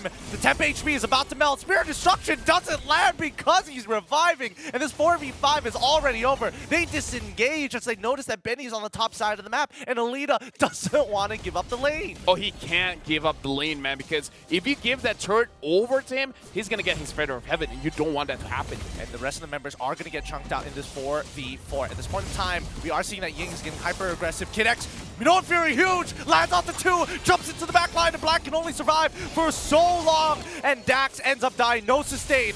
Retribution being committed onto Kid to try and run him down. Energy Eruption to slow him. They find the kill with the help of Ying, and now Royal Milk out of position, unable to finish up the rest of the meet. AI Esports just showing how inhuman they are. Let me just say, but Ying is taken quite low here. I just want to say, no wonder this Arlic keeps getting banned. Look at Ying, 5-0-1. And he's laning up against a Terizla, which usually goes in favor of the Terizla. I mean, to be fair, it did go over to him, but once the fight starts, it's all art. Yeah, man, it's disgusting in so many ways. He wouldn't, right? He's not at that point yet. No. He's not that guy yet. No. My reaction is because Dax got the turtle. Well, I mean, for the most part of it, it's always. I've come to be desensitized of it. Have you? Because I definitely feel like at this point, junglers like, why do you? No. Because in my head, I'm just like, there's no way Dax gets it, right? And then on the second turtle, 3 members of AI there. Dax walks up, retries, and then moves out. Easiest turtle of his life. I mean, at this point, it kind of puts the role into question. Is it difficult? Is it hard? It's tough to say sometimes. It really is. But man, I mean, the constant back and forth, despite the kill score being 6-1, AI Esports still 1.5k ahead. 1.5k ahead, and now we really got to look at the items here because the Feather of Heaven as well as the Starlim Side has been completed by Benny. PX7 taking a bit of damage. He has to flicker out to make sure he doesn't get punished. Oh, this is rough. It feels like AI is trying to like simulate game number 1 all over again by just limiting how much PX7 can actually participate in these fights, right? He doesn't want to get punished again mid-rotation, but even so, we don't see a lot of turns coming in from AI just yet. I mean, looking at the damage, looking at the heal coming in from Alita, it's going to be very, very difficult to take Alita down. So, I don't know. Falcon, they're really running out of time. They gotta give all of their resources onto Benny, forcing him to get that Holy Crystal very, very quickly because the Lord is going to spawn in 25 seconds. I don't think he's going to get his Holy Crystal by then. So at this point, Kid X has pretty good engages. He just doesn't have enough damage on his team. Yeah, he kind of doesn't, right? Man, I think that Falcon need to make some sacrifices. They might have to just sacrifice his very first turtle. They got a posture for it, of course, but I don't think they're looking to secure it more so to at least give a couple of kills over to Benny because right now he is just hungry. Oh, yeah. Speaking of hungry, they're going for the Lord here. Falcon posturing very well. The PS is there. Oh, Ying can sweep them away with the final slash. He's waiting for the opportunity as PS is getting attacked by Royal Milk. Infernal Guard comes down here, comes another one, and penalty zone. They're trying their best. Ying tries, but Minoan Fury as well as Dax with a huge push on PS, allowing Alita to secure the Lord as they're looking to take away their front line and now attacking the back. They disengage. Kid X gives up his life for a hire. I would say it's worth it still for Falcon. Even though their roamer got taken down, they still got the Lord, and they're still in an okay position. AI Esports try to counteract this, but hold on. Royal Milk, yes, goes in. Lock them down onto Royal Milk's side. They can still fall back here, but they're staggering this Lord. Look at that mid lane. We're already seeing that, at least for Benny, he's able to find one of the more important objectives on the map. Takes out the mid-tier 1 structure, and even steals the purple buff away. And now he has the Holy Crystal, so Falcon, they made it work. 9 minutes in, 3 items on Benny, 7-1, but that can change because this time, whatever Kid X engages into a fight, whenever Royal Milk engages into a fight, now they have the damage. Benny just has to keep following them around, so AI Esports, they got to figure out a way on how to catch him. I saw that Ying was able to get onto Benny. It's just that once he's there, there's a lot of peel coming in from Falcon. So we see that AI has ways to get onto the back line, but they can't stay there for a very long time. Yeah, they don't make it easy, of course. PS, making sure they're covering their bot duo, making sure that they can still scale into this game and be extremely relevant. Let's look at the items one more time. What are we working with here? Well, we're working with 3 items on both goal laners here. Having the Trinity items on the Moskov means that you have enough damage. But the thing is, Kid X having he doesn't have the Flash of the Oasis, so this is very doable. With the Flash of the Oasis, it's going to be very difficult to take down Falcon Esports, but because he's delaying his Flash of the Oasis for defensive items, makes it so that Alita can deal out the damage, but the fact that he has the Dominance Ice means that Alita, for however he's going to do it, try to avoid Kid Axe and then go on to someone else. Yeah, we also saw that the Vixana opted to go for like Glowing Wand first item, and then into Bloodwings. We don't see the Gleaming Gem this time around, and it looks like they're depending on just purely Dominance Ices this time for the anti-heal. In terms of Lord advantage, pretty significant for the side of Falcon as they bounce back, but they only minimize the lead by at least 1,000, equalizing the score and not finding a gold lead of their own. Right now, if I'm Esports, I would be a little bit worried, because Falcon definitely has the advantage here when it comes to the item. So if Alita can hit the Spear of Destruction onto Benny, that's probably how they're gonna do it. Looking at the damage leaderboard, Ying is #1, even though he is basically full tank items. The only damage item he has is the Fury Hammer. I mean, he's been getting like a crazy amount of like vengeance resets here, right? Everybody on the side of AIC Esports has a way to kind of trigger it for him to allow him to keep on dashing around. And so far, I think this is going to be by far one of the most important fights we've seen here today. AI Esports and Falcon contesting for this very important Lord. All battle spells are up, so expect to see a super play. I'm just going to say it. Falcon has the better draft for this Lord dance. They have heal, they have a lot of engage, they have a lot of beefy boys, so they're definitely favored. PS is the only real one that can frontline for the team, where Ying kinda can frontline, but he wants to go to the back line. So they're doing two different things here. Here we go, Royal Milk gonna poke and prod. PS gonna jump right on top of him. They use the energy eruption. Royal Milk trying to look for an angle as Ying tries to go in. Oh, instantly with a Minoan Fury as well. Eternal God tries to slow them down, but it's too late. PS is dead. Benny is attacking with the entropy for free, running them down slowly. Without their jungler, they end up losing everything. Flickers from all corners from the side of Falcon Esports to take this neutral for free. This is why I say Falcon has a better draft for the Lord take, and the fact that they were distracted by Royal Milk gave the space for Kid X, and this is what we were talking about, how Kid X, he can engage for the team, he can get multiple members, just not enough damage. Now that Benny has the Holy Crystal, problem solved. I mean, they've solved the problem pretty efficiently as well, but that's off of the fact that they had flickers. Now, without flickers, can they actually, siege down at least one of these inhibitors? If you talk about high ground defense, compared to last game, at least for AI, it's not as bad. One person has the flicker, PX7.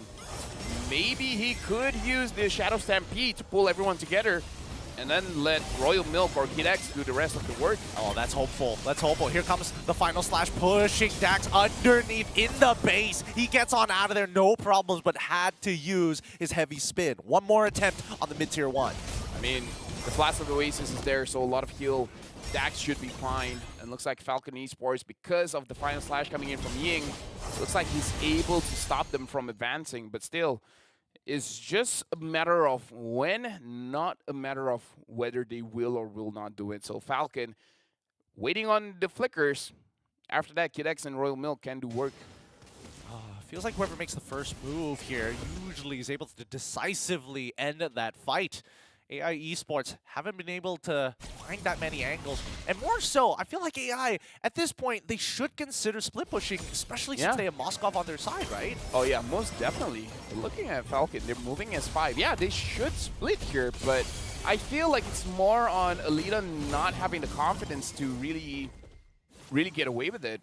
I don't know, I kind of feel like they really should, because no one really moves fast here from Falcon. The fastest one is PX7 on the Primus. To be fair, the way that Falcon is kind of posturing against AI Esports is to deny him that opportunity, right? That's why they're hugging around the orange buff side of AI Esports to make sure that they can't really walk up or walk too far out of their base, and then afterwards they reclaim that line on the purple side as well.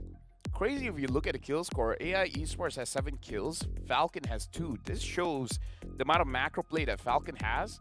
Even though they're down in kills, they're the one controlling the map. But again, to be fair, they've hit what their draft is supposed to do.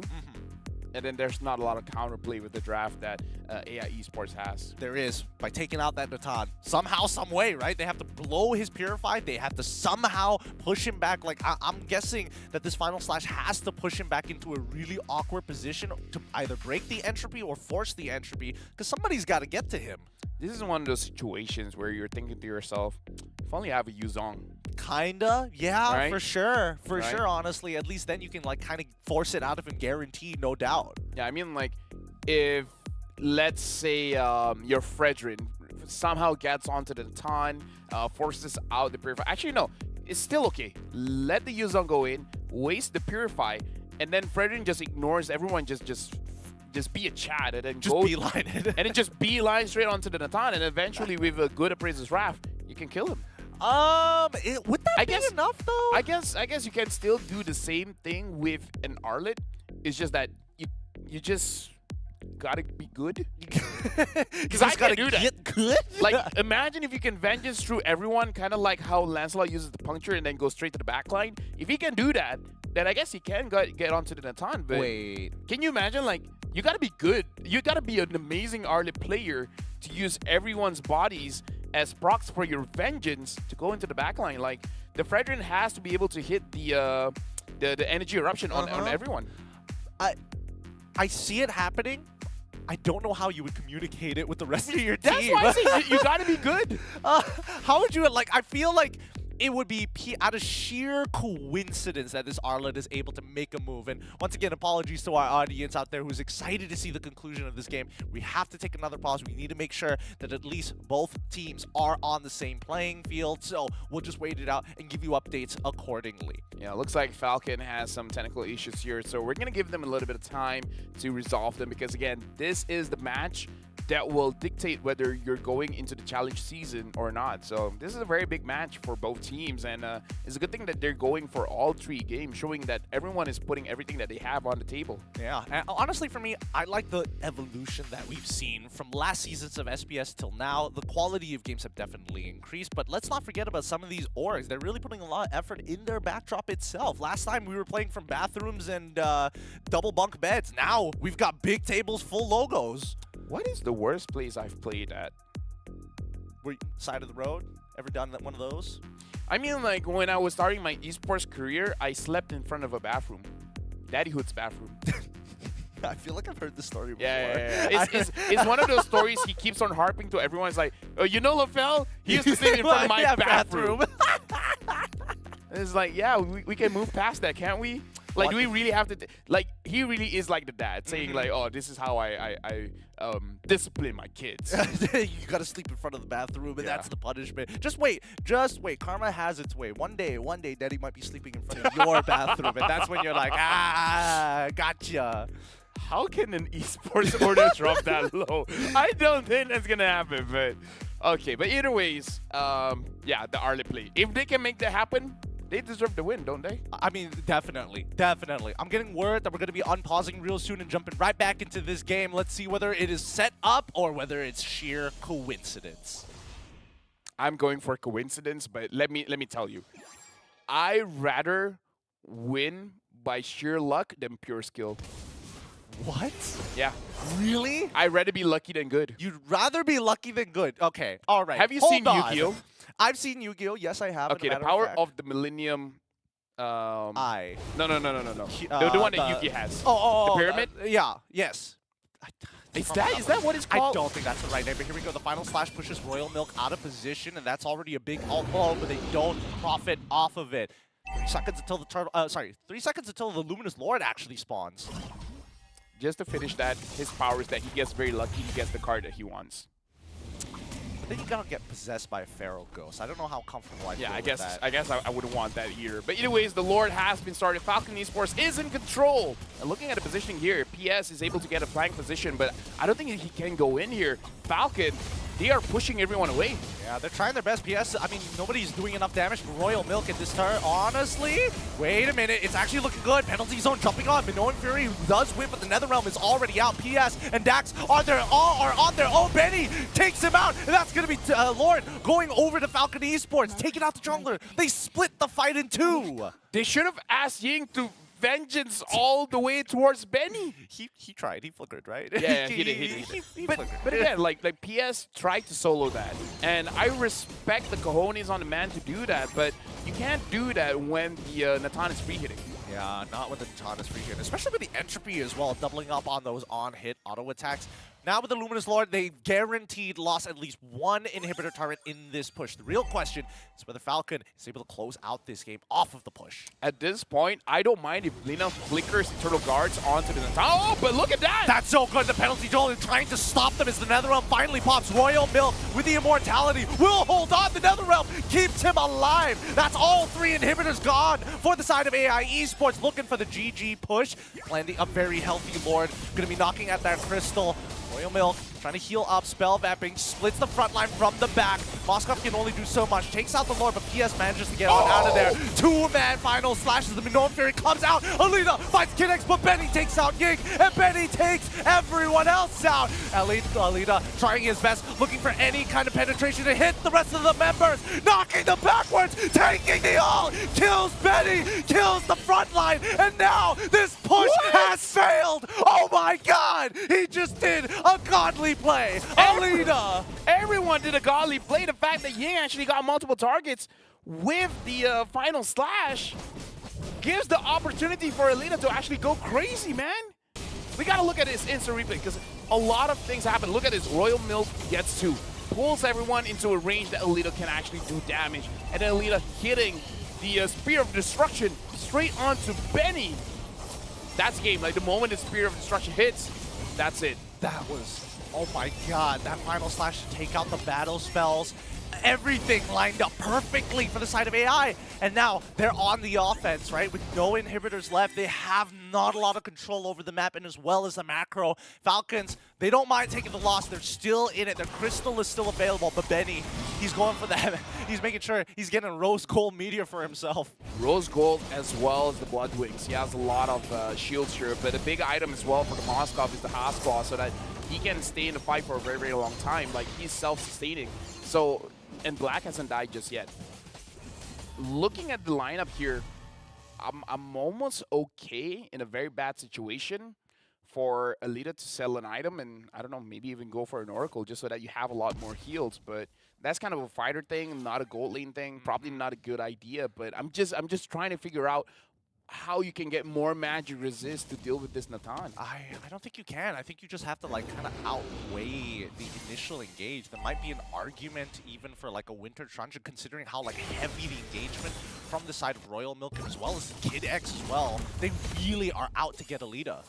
I'm trying to be creative, but yeah, probably the wrong move trying to get an Oracle onto someone like Moskov just to have some magic resist as well as extra heal.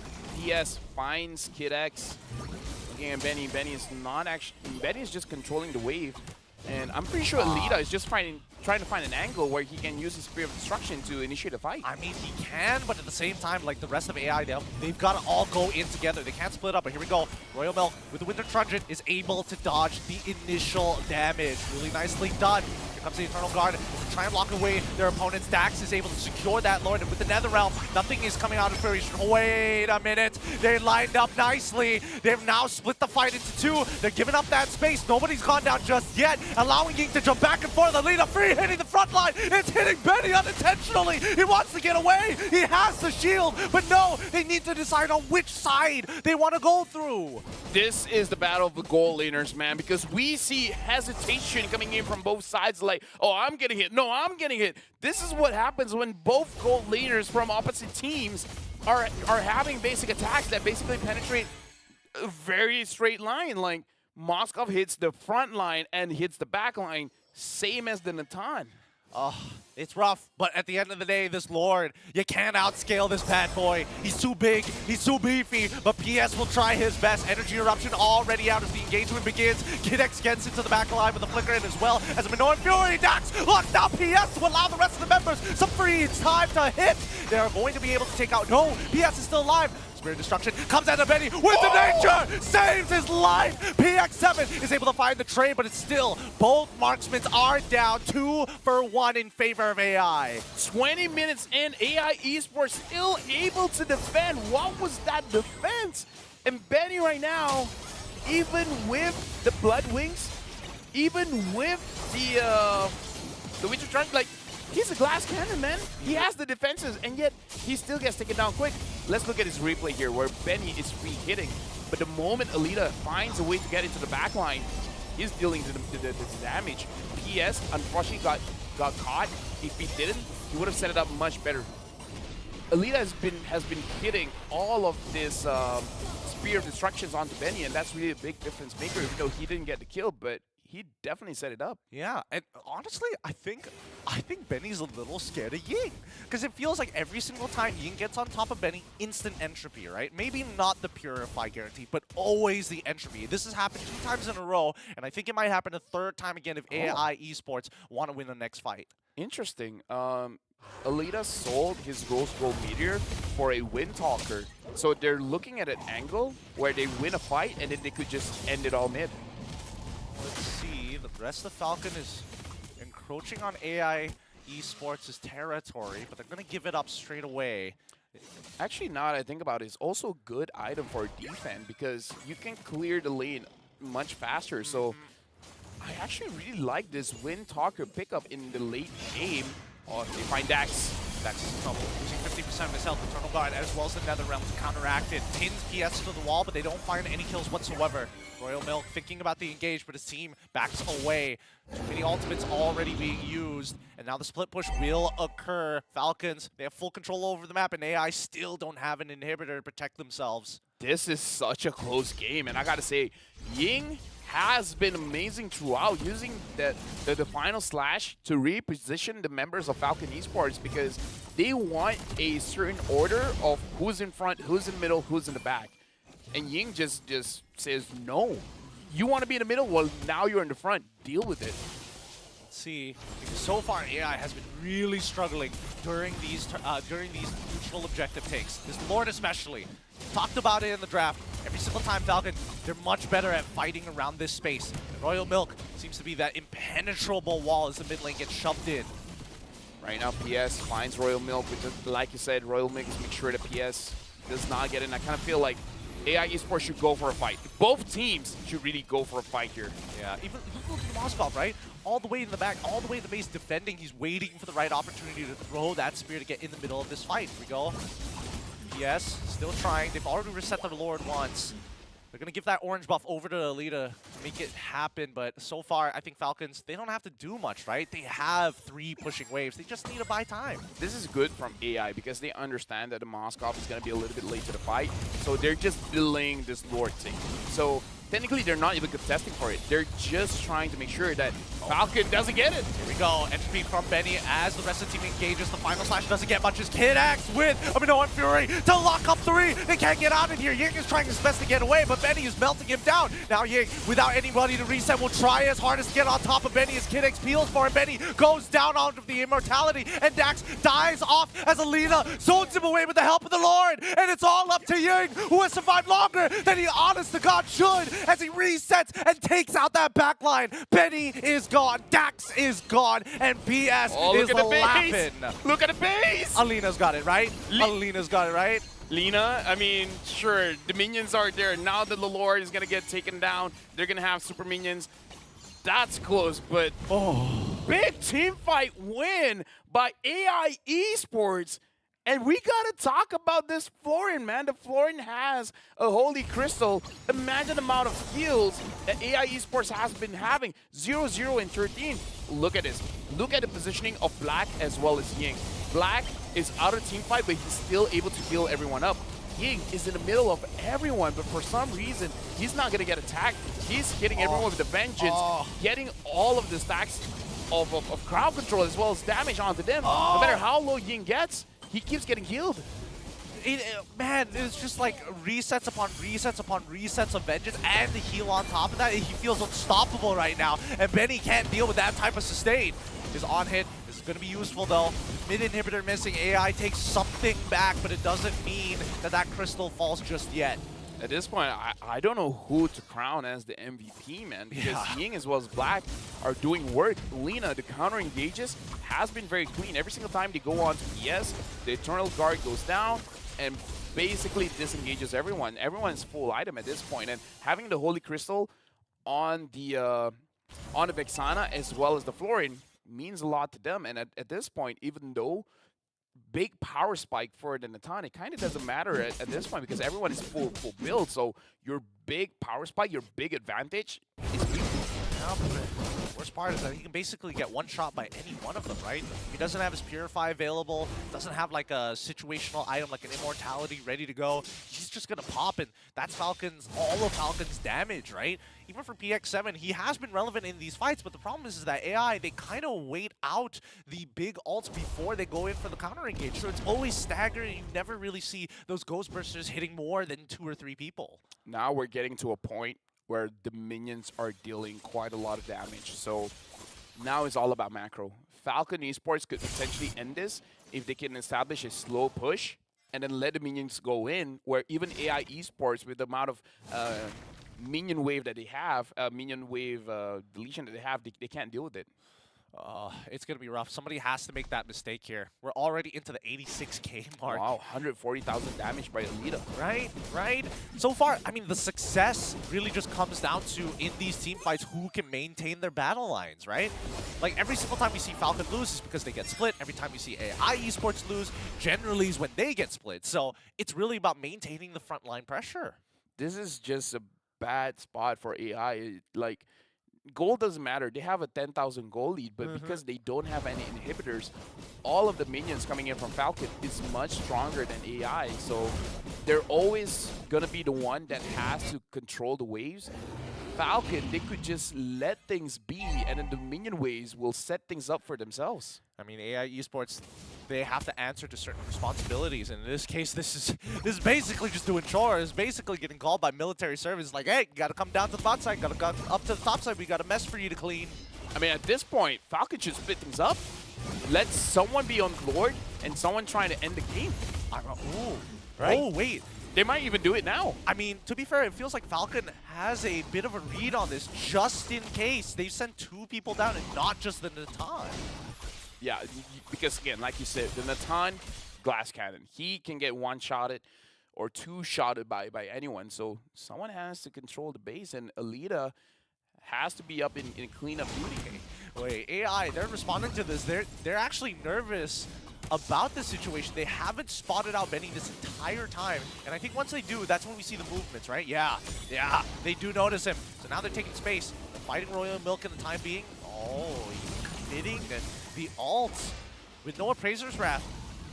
Actually, I think they still don't know where Benny is. That's the crazy thing, because so far when Benny is moving around the map, but now definitely they see him. The minions have spotted him.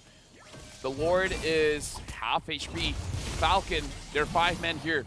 They want to fight.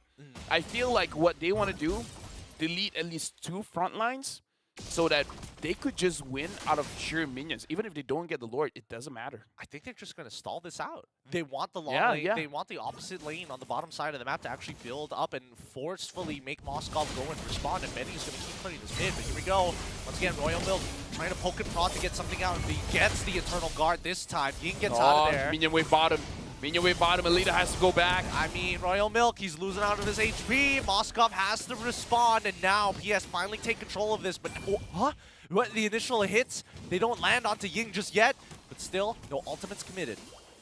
This is a very difficult situation for AI Esports. It's not in their control, honestly. Falcon just has to wait. They have healing themselves. They can do this all day. Call Captain America. They got a coin flip at some point, but we've seen how these coin flips have worked out. It's always Falcon favored. The jump coming in for PS, he tries Dax. He could look for the lockdown, but the Eternal God is going to stall him out, and just in time, NetherRealm tries, and here it goes, Spirit Destruction. Dax, he gets it, but the fight still continues. Black is trying to get on the run here as Alita attacks from the flank, wants to get on top of Benny, doesn't get the stun. Benny takes out Alita, and Falcon Esports finally break open this game. I would say that's checkmate, man. The minions are coming in. The Lord will spawn soon. 3 members of AI Esports is down.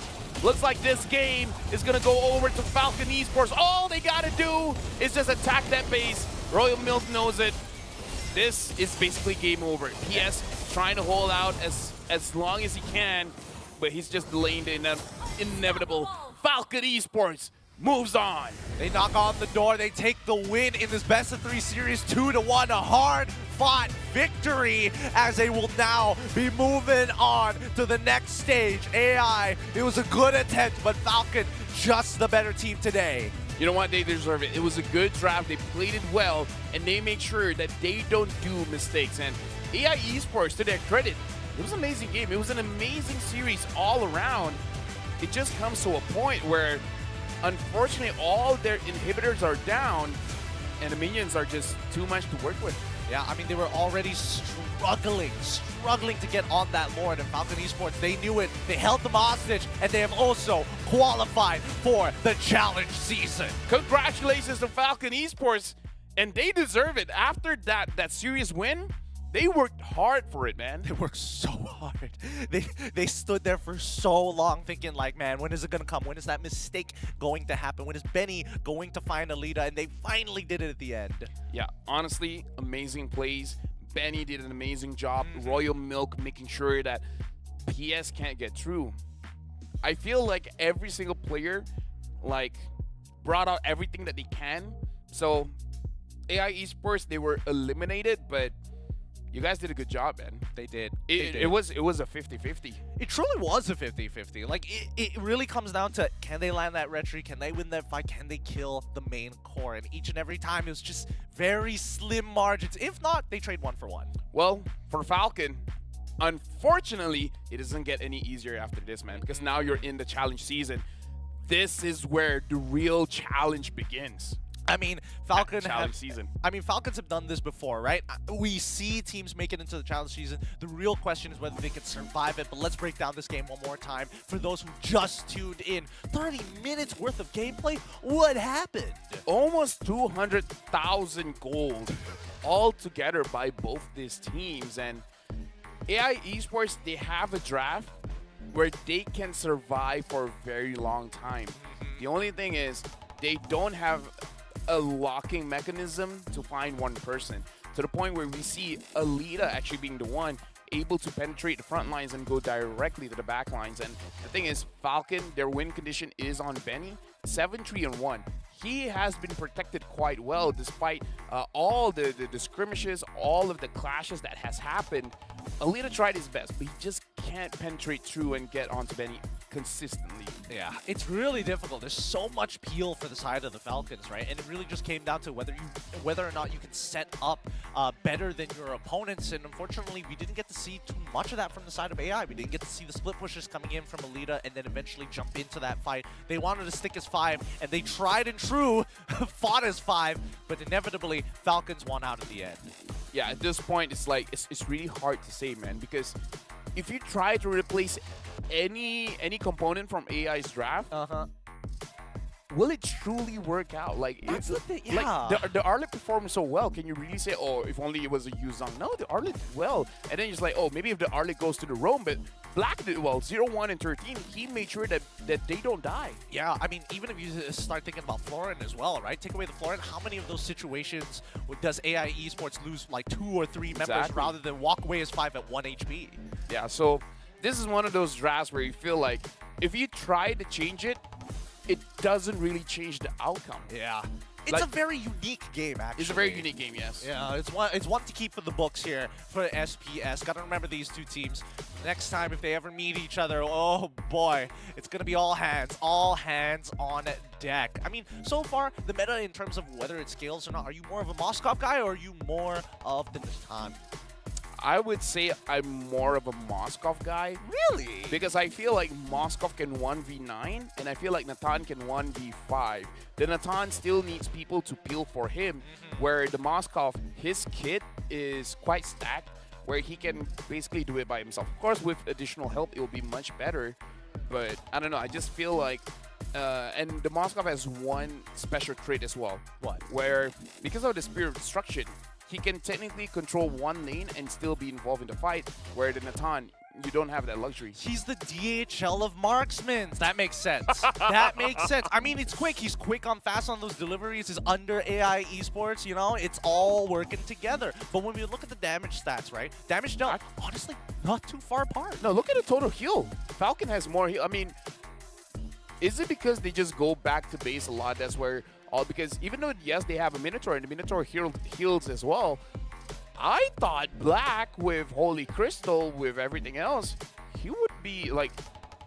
I just didn't thought it would have the lower amount of total heal. I would agree with that statement as well. But let's also not forget that like a lot of like total heals, a lot of the total heals are pretty self-sufficient, right? Not only from like the motivational roar, it comes from Feather of Heaven, it comes from the natural Festival of Blood. Let's not forget the temp HP from PX7 as we look at the gold and EXP graph. Yeah, look at it moving up and down, and for a guy that's colorblind, this is even more difficult for me. Look, at the beginning of it, I'll break it down for you. At the very beginning, EXP lead and gold leading in favor of AI Esports, and then after that after the engagement past 10 minutes, right, we see this significant dip down and a huge EXP gain lead for the side of Falcon Esports, which maintains up to about the 22nd minute, and then we see the bounce back. Inevitably, AI Esports tried their best to hold on to this game during that mid-game, but Falcon Esports, they came up on top, right? As they started to push in, especially since AI Esports maintained a 10k gold lead towards the end. Doesn't matter once it's past 42, right? You've got all your core items, sorry, 53, but you've got all your core items, you just need the extra bit of gold to start juggling them. Either way, this is one of the more longer games that we've seen in general, not just in any specific tournament. 30 minutes. 30 minutes and 58 seconds. This is one of those games that I feel like all 10 players are feeling I wouldn't say burnt out, but they definitely feel tired after that. Oh yeah, it's definitely a game where Benny puts down his phone. It's like it's decompression time. Yeah, that's why, as deserved, our MVP of the game. Give it up for Benny. They invested all the resources into him from game 2 up until game 3. This man gets you wins. A lot of highlights in this game, and it's all about Benny dishing out the damage. Where Falcon Esports, their entire draft, is protecting the king, protecting Benny, make sure that he is able to free hit. Every once in a while, we see that the Moskov is able to penetrate to the back, get the damage onto him. For AI Esports, it's really all about Ying. Ying definitely engages. So Ying covers the lack of engage coming in from Black. I feel like he did a great job. This is why it's kind of hard to fault AI Esports just by how good that they've been playing. It's just that Falcon Esports just played a better game. Well, if I calculate the number of times we've seen Ying actually get into a fight and force out something for the side of Falcon Esports, it's basically 90% he guarantees every time he engages gets a battle spell. And I think that alone is pretty worthwhile. I feel like if the late game AI Esports was able to somehow, some way have their inhibitors, right? If their inhibitors didn't get destroyed much earlier, I kind of feel like this 20-minute mark would have been much different, because they wouldn't have to juggle the minion waves. Alita could stay in the fight, not have to rely solely on the Spear of Destruction to join the fight. I feel like it would have been different. I mean, the problem is when you lose your inhibitors at that stage of the game and you're already breaking into the 20-minute mark, with a team that plays well around, with so much like AoE crown control, they can play around this Lord forever, and they basically held AI Esports hostage for a large majority of that game. And without those inhibitors, right, it's just a matter of time. Either ways, congratulations towards them being able to defeat AI Esports. But again, like we said, it's going to get much tougher after this, because looking at the invited teams, it's not going to be easy. And we've already have EVO's Holy as well as Envy in the challenge season as well, where Envy has been having a very good run, and I kind of feel like going into the challenge season, Falcon has a lot of studying to do. They do. I mean, all of these teams have so much studying to do, to be fair, right? It's gonna be tough. It's never going to be easy against some of the top teams in the world currently, but at the same time, at least we are seeing these up-and-coming standard, the standard being raised every single time at the SBS. I like that no matter the region, we definitely see some form of improvement. Oh yeah. Doesn't matter. Now it's really not top 3 Southeast Asia anymore, because the proof of the pudding is in the open finals, there's no PH teams that's qualified. And it's going to be even crazier in the next match if Bigatron Beta loses. Oh, even Indonesia doesn't get through the open finals. Like, here's the thing: in challenge season and everything, we have those teams. We have representatives coming in from the Philippines, from Indonesia, but open finals, No, we don't have that. We don't. But those are some wild conspiracy. I'm just gonna say conspiracy theories until it actually happens, because I cannot imagine a world where that happens, where we don't have Indonesia or Philippines making it to the next stage. I mean, one of them, they've got to have at least a representative out there, right? I mean, like if it's gonna be anyone, is actually no, because It's hard to say. Team Max defeated Liquid Aura. That's the thing. I was ready for this. I was holding this, my trump card in my back pocket for the longest time. Dude, the funniest thing is we didn't have much information on Team Max. No, we Maybe didn't. that's the reason why they could take down Liquid Aura. I wonder if that's gonna be their secret. That's their secret weapon to go up against Bigatron Beta after this as well. And speaking of secrets, you know what's not a secret? What isn't a secret? Tickets. You guys can get your tickets here. Make sure you guys get it, because IDR 10,000, which is like 3 ringgit. It's at this point it's basically free. Dive into the action now. Buy now at esl.gg/MLBB TIX. If you don't like typing it out, don't worry. We got the QR code right here just for you guys watching at the SPS. Take a screenshot, send it to your friends, especially if they're in Indonesia. It's probably a good time to go check out the event when it does happen, especially if you want to see some of your favorite teams, maybe even your favorite players. And considering that all of these regions are getting better, it's just like you might as well do the jersey collection at that point. Don't forget your favorite managers. Favorite managers. Actually, no, people probably don't care about them. But manager, shout outs to you. You guys do an amazing job. You guys don't get enough recognition. You guys deserve it, because the only manager that I really know is Lexi from RSG. Oh, Right? yeah. You got a I'm guessing you got a conversation when she came over for the grand finals. But regardless, with that being said, we still have one more best of 3 to determine our last qualified team to make it to the next stage here at the SPS. So we're going to go on a short break as these two teams get ready. We get excited, but more MLBB action right after these messages.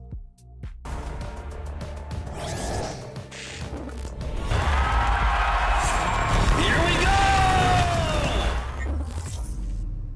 The Snapdragon Pro Series is brought to you by Snapdragon Elite Gaming, Monster Energy, and DHL.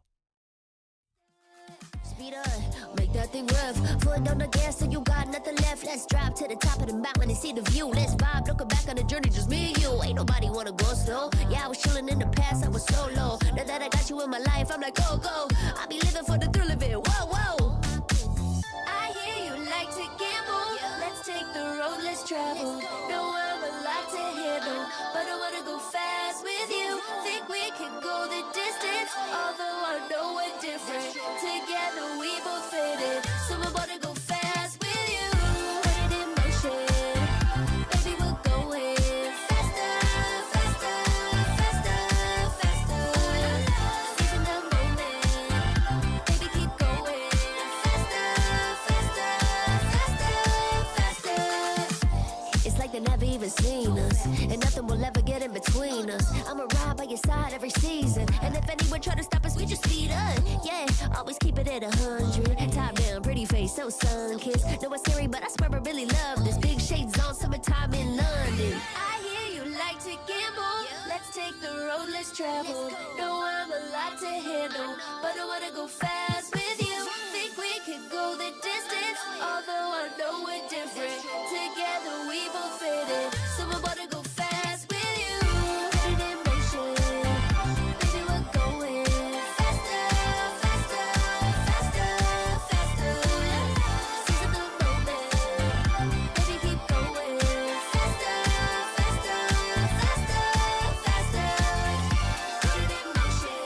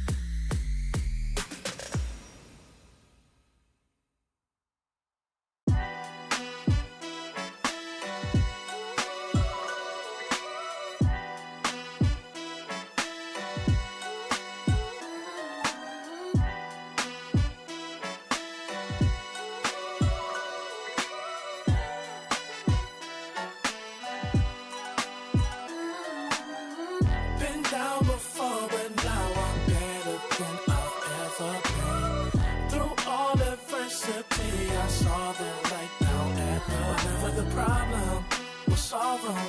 Make it through together, it'll be all love, and it's all good. And it's all good. Feel like I'm the big dog, been killing it since tip-off. Come with it or stay home, the people gon' feel ripped off.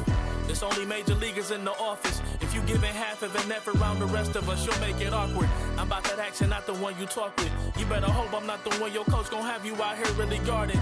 It took a lot for me to get here, but I have arrived. I really made it, and the haters be looking surprised. Been down before, but now I'm better than I've ever been. Through all adversity, I saw them right down at the river. The problem, we'll solve them. Make it through together, it'll be all love, and it's all good. Yeah. Okay. They say pressure makes diamonds.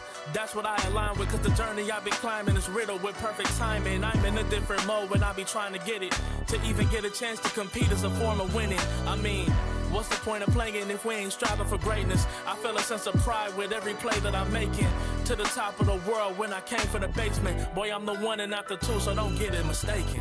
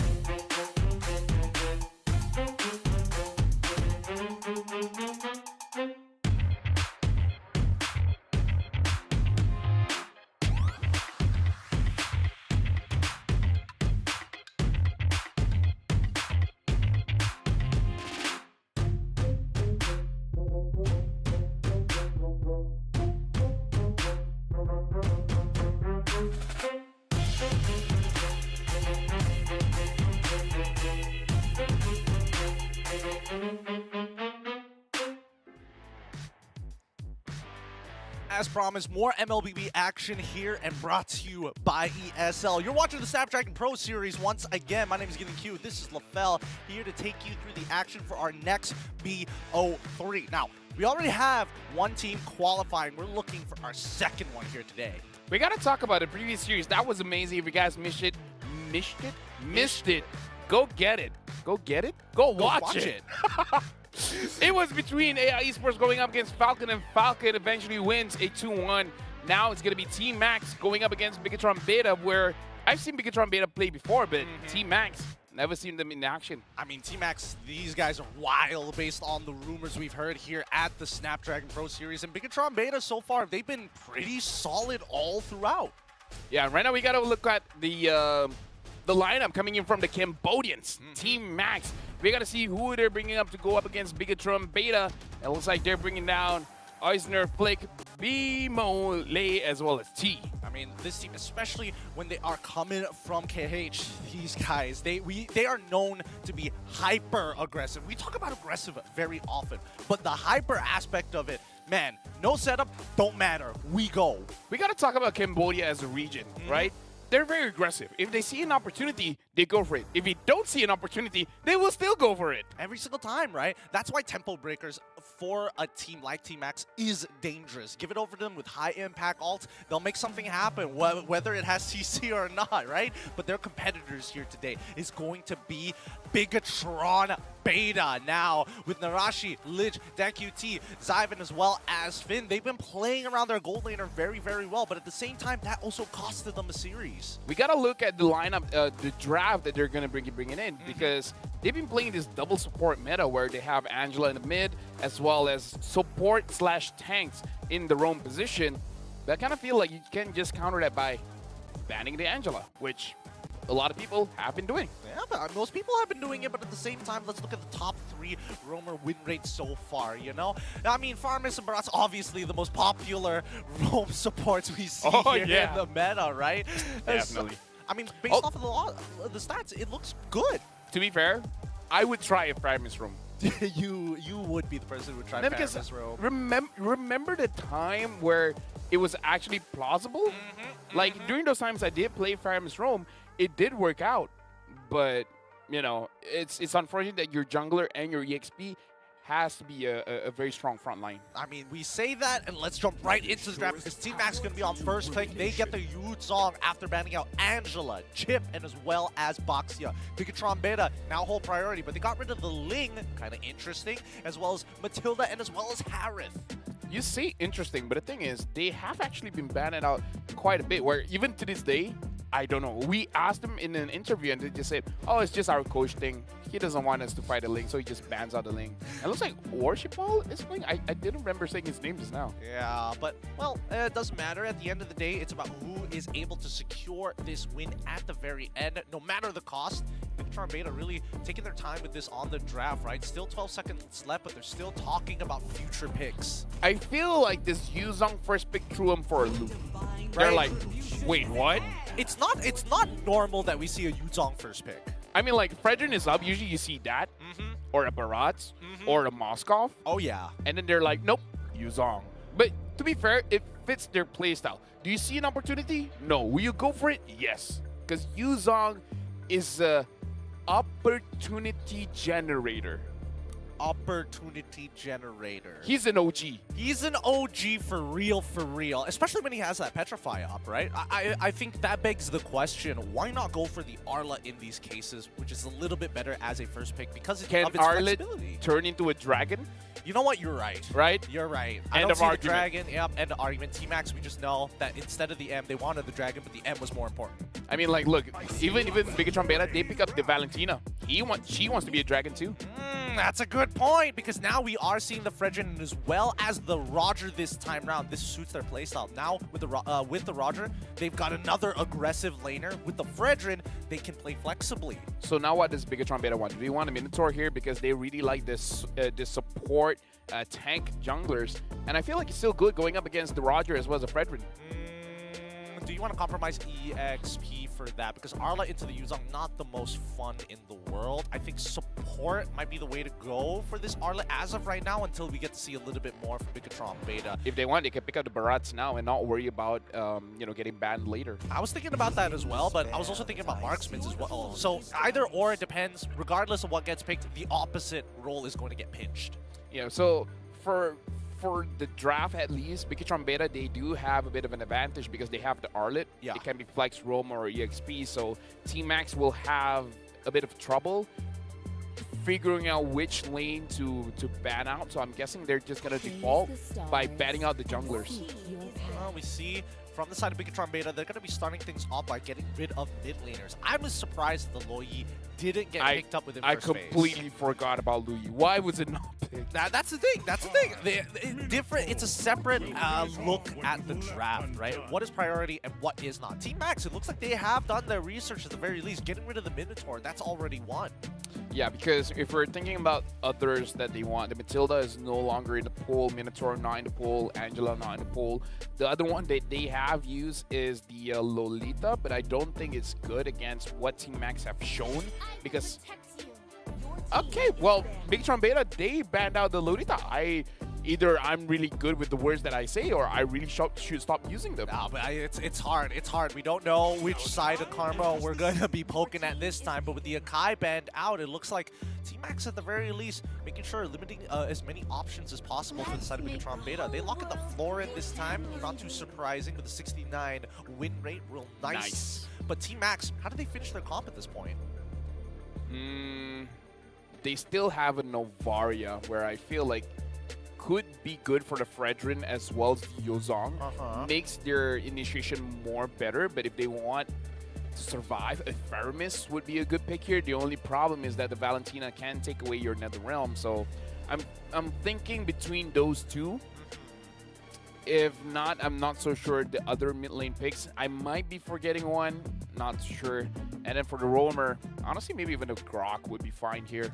I think the Grok is okay. I think Edith might just be slightly better here, and only because it's not just the wave manipulation, it's the fact that you can start peeling back against a team like this. But no, they go for the team fight comp. They go for the synergy between the Curse of Blood as well as the Eternal Guard.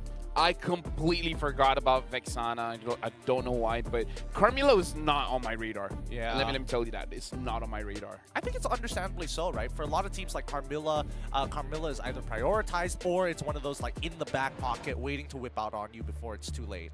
Is this still a Barat, or they want to change ways here? Because they've seen the Carmilla, and if the Barat gets caught by the Curse of Blood, it's going to be difficult to get out of, but they still want this Barat, so I would say Bigatron Beta has the more conventional draft. Yep. It's T-Max that has the more interesting one. It still makes sense, most definitely. It's just that I guess the priority is a little bit different. I mean, honestly, the way that I look at this is like, these drafts kind of look like Liquid Echo versus FCAP a little bit. Oh yeah, a it bit. shares a lot of the Actually, similarities other than the bands. Now that you mention it. Right? Does it not? Like, if I just change the IGNs, we wouldn't be able to tell the difference other than the fact that the bands were slightly off. I would still say the team with the Carmilla will have a better time. If not the first turtle, the second one. Because having the Curse of Blood and then the Eternal Guard kind of deletes so much HP that even if you do secure the turtle for yourself, you're going to get punished. So I feel like the draft coming in from T-Max makes sense when it comes to those turtle takes. This is a high execution comp. At the end of it, they need to be able to hit multiple targets with their ultimate as we jump right into this game. It's going to be Team Max up against Bigatron Beta. Team Max on blue, Bigatron Beta as the red aliens are on the red side. So it looks like they're both tarring on the orange buff. So they're going to be not meeting each other for quite a while up until that first turtle. So looking at the lanes, I don't see a lot of aggression coming in from both teams. The only one that could potentially be aggressive is the EXP lane, where if the Yuzong doesn't mind using his Petrify early, could get a huge lead. Or if Arlet walks into a bush he wasn't meant to be, as we're seeing these early rotations to make sure they can get this Yuzong in for this Lethal Wanderer fight. Yeah, looks like just by winning the EXP, kind of guarantees them to get this Lethal Wanderer. So looks like Finn is gonna babysit Zai. Yeah, the Lycan Pounce already coming out. Oh, doesn't get the trade back, but does get a little bit of gold off of the turret plating. He might even get a River Crab here. In the meantime, we do see that Mimo currently a level 3. Oh, this trade is not looking good at all as we see Lane trying to run away from this. Worship Ball does get locked up, but it doesn't matter. We do find the kill. First blood on Ziryuzi. This on who? Ziryuzi? Ziryuzi? You know what? I can't fault you. Right? I can't pronounce this well. Either way, it's T-Max. Bad start. At least Ty did not go down, or T-Y-Y. Ty. T. T? At least T didn't get taken down, right? Because he needs his level 4 quickly. Oh, Narashi now getting attacked on the opposite end, gets locked down by that Petrify, and the kill goes back in favor of Team Max. Their EXP fighting potential is really, really strong with the help of his Yuzon. Without that Petrify, does bring his lethality a little down, but doesn't really matter at the end of the day. As long as they get this turtle, it's all worth it. And it looks like they're going to get it. Worshipal does not want to contest that at all. The moment he sees, like, my EXP's down, you know what, might as well just clear my own jungle. Saksu is now level 5, Worshipal still level 4, but now hitting level 5 after getting that buff. Lei down in bottom. Taking quite a lot of harassment coming in from Bigatron Beta. This is going to be kind of annoying for Lei, right?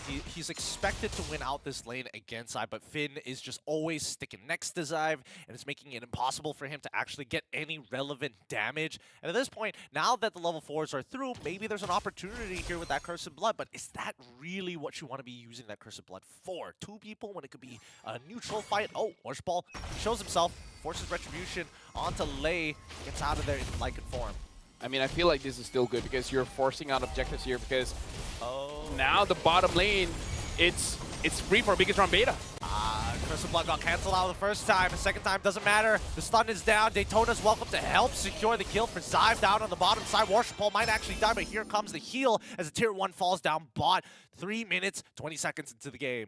Bigatron Beta now, they're playing with a lot of tempo because they understand that once the level 4 comes in, it's going to be a little bit difficult for them to fight. And the fact that they're going on to Lei, we have to look at the items that Lei will build. If he's building a Trinity item, it's fine. It's still a good late game skilling Roger, but if he's going for a crit build with the Wind Talker, this is not a good situation for him because with the Wind Talker build, you kind of want to win on your lane, but he's going for Blade of Heptases. That's wild.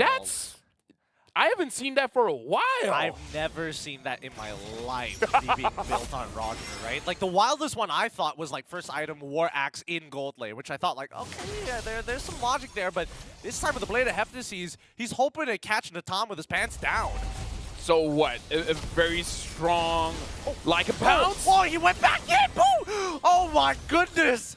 Boom! Disappeared! He jumped with a Furious Dive, didn't even use his Petrify, but then afterwards he jumped back into the fight just to get pushed in by Narashi's final slash. You know what? Team Max have their own meta, man. They do. Like right now, we're thrown into a loop, but things can change. Right now, Worshipal finds Saksu.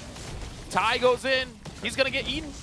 Blood. I mean, he has an opportunity here. Worshipal secures the turtle, and Narashi back in that fight. It's not easy here as the Praises Round come out late. He needs to finish them off. Doesn't find it. He gets hit by the final slash lane. He's gonna go down by Narashi's hands, and Worshipal tries to get on out of there, but no. Boom says no. Finds one Petrify, ends up dying anyways. What an interaction. What a back and forth. This is the Team Max style. Go big or go home, man.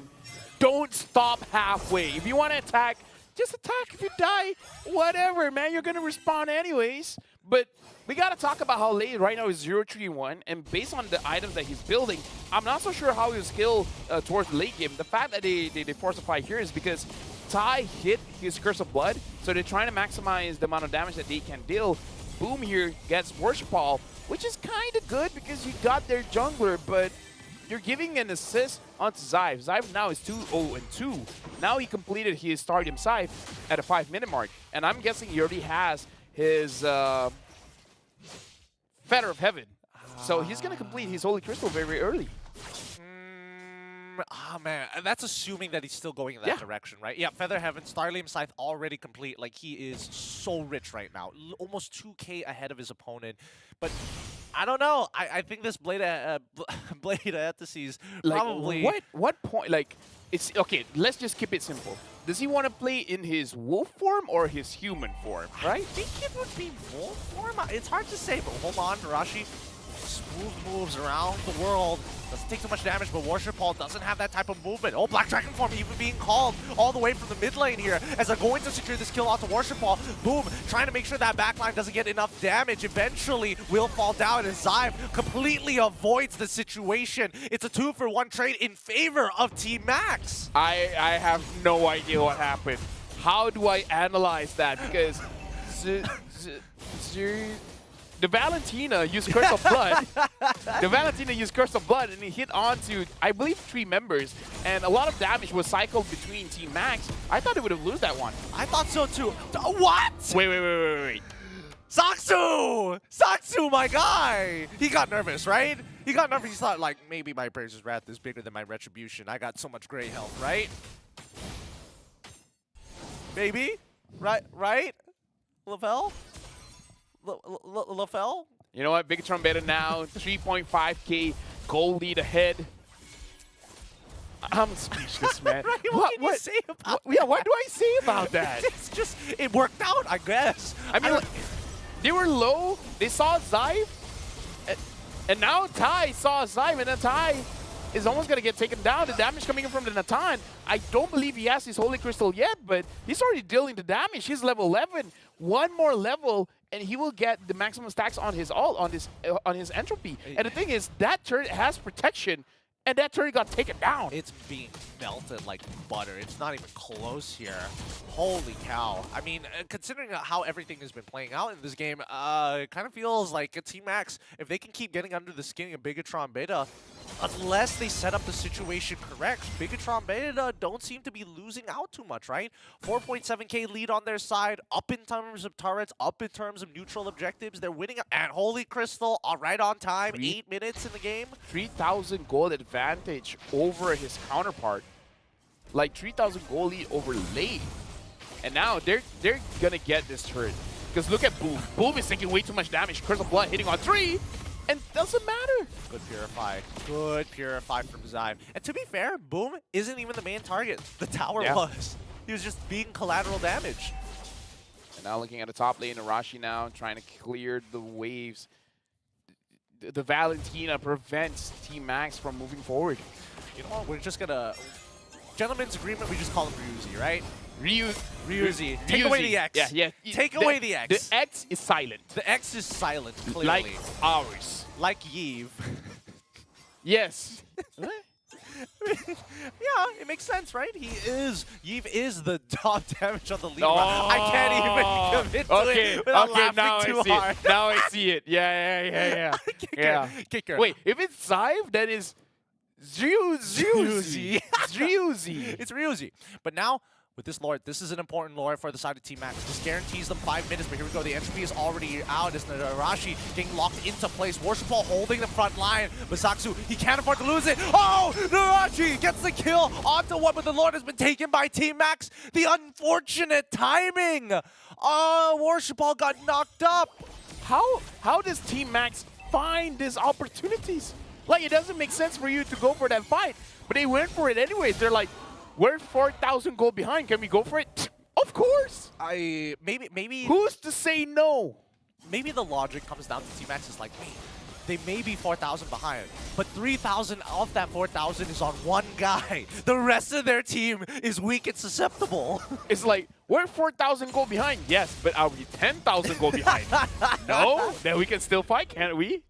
I like that mentality. I do, because now they're getting a Lord advantage on their side to maybe bounce the goal back into their favor. Let's see the how Lord much. got taken down. Oh, well, it's gone. All right, cool. Yeah. That was fast. Yeah, you didn't even see it get taken down. But look, okay, let's look at the item build here. I was saying that if the Roger is building towards this Windtalker build, he's not going to be having a lot of damage when it comes to the late game. And looks like that is the build he's going for.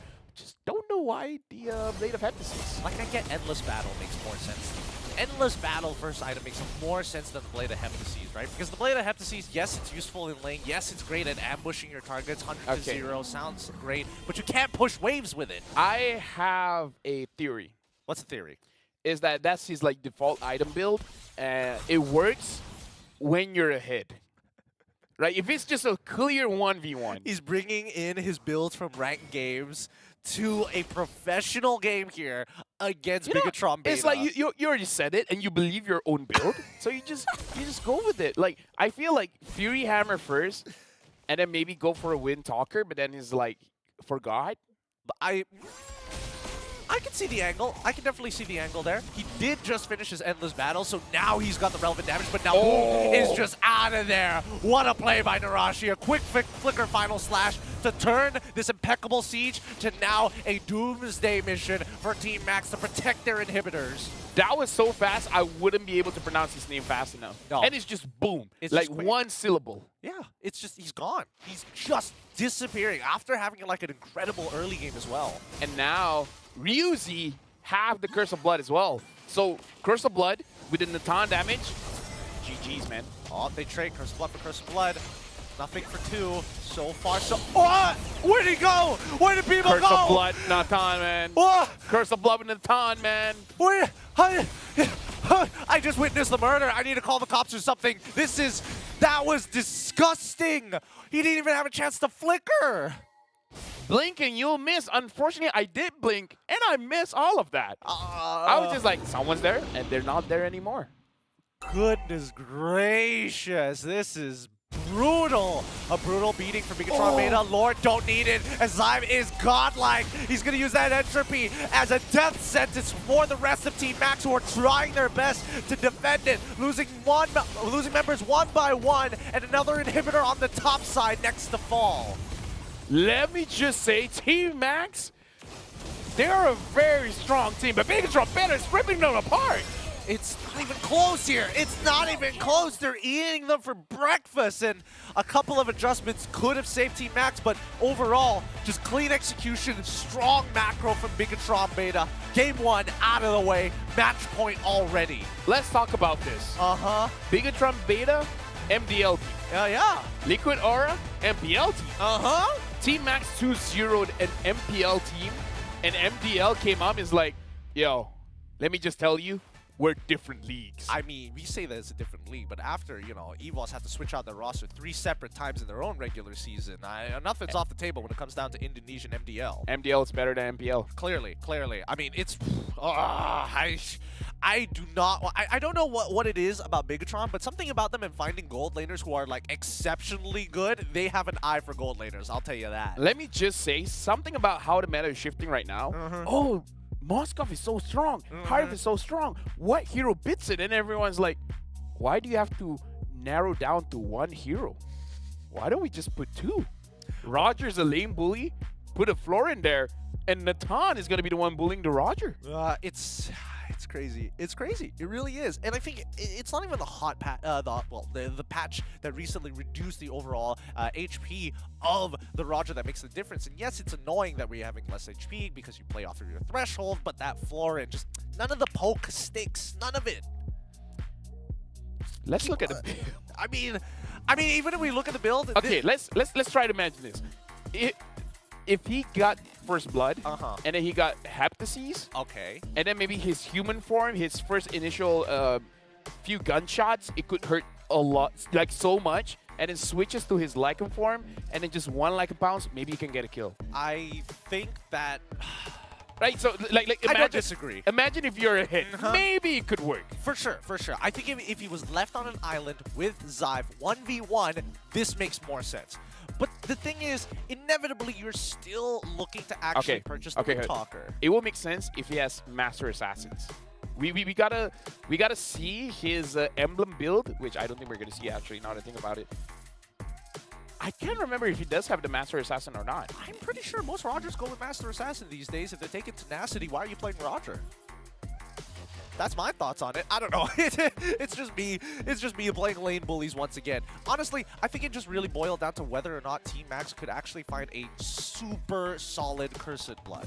I think that was the big game changer for the side of Team Max, but they never... Well, the most they got was 2, but not on priority targets. They got to somehow tag Zyve. They got to somehow tag Finn even. Narashi took majority of the beating, but still, at least he has the vengeance to kind of dodge the CC.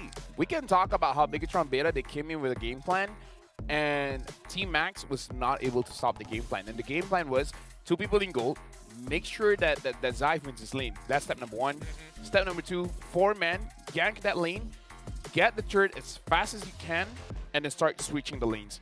Let Zyve get the majority of the gold coming in from the turrets, and then blah, blah, blah, blah, blah, blah, get his Holy Crystal, end the game.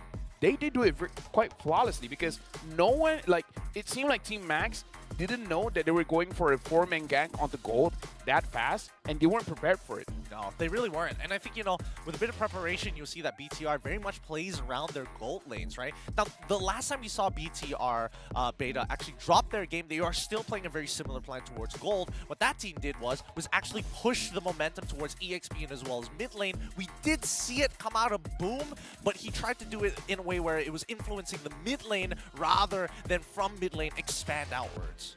Yeah, I don't know. I kind of feel like Team Max, especially after you see the first pick Yuzong, this Yuzong is very critical in how they want to play. It just feels like it's not enough. I just feel like it's not enough just yet. Wait until they first pick Benedetta. That'll show you. That'll show you. They're looking for a hard engager. They want somebody to get in and out of fights and is fast. Hey, that's a suggestion. But let's look at the golden EXP graph, because initially it was falling into the lead of Team Max in these smaller types of situations. But unfortunately, once the level 4 started to go through, once those towers especially were being claimed by Xive, oh man, Team Max could not recover from that damage. I mean, we can say that Team Max, in the team fights, they actually do well, right? They're okay, yeah. They're able to take a Bigatron beta on. The big difference is once Xive completes his Holy Crystal, the fight's over before it begins. Because one good engage coming in from Narashi with the final slash just isolates one member of Team Max, completely gets blown out even without Xive using the entropy. It's enough to take anyone down. So I kind of feel like it's basically checkmate once he has his 3 items. I see. If Team Max wants to keep up with them, I think they need to start trading better, right? Trading the opposite side of the map. One Yep. more! One off! Just one more! It's so unfortunate, but hey, his GPM, just like his kill participation, very symmetrical. If only he had 10 assists. Yeah, if he had 10 assists, that would be 1,000 gold. But look at this. This is the penultimate turn of the match here. Getting kills, getting turrets, and after that it's GG because you're able to give free farm onto Xive. And again, good team fights overall coming in from Team Max just because they're able to stay quite well. I feel like Boom uses this Yuzong quite well as well in terms of the engage, as well as maximizing the amount of damage they can do. But I don't know. There are moments where it kind of, like, look at this moment. He just got outscaled so fast. He got outscaled so quick, so fast, and we even saw in the moment, like this Roger pick really needs that snowball early. Like Lei is unable to finish any of these targets despite finding these like really good flanks. He's just not sticking on. He's not landing the damage. But now we play this in slow motion just to see how quick Boom disappeared from existence. How slow did we have to go, and it still ended fast? Yeah, and look at this. Even there, oh, you can see like one hit, 80% HP gone. Bimo, he's not even the main target. He's hitting the turret.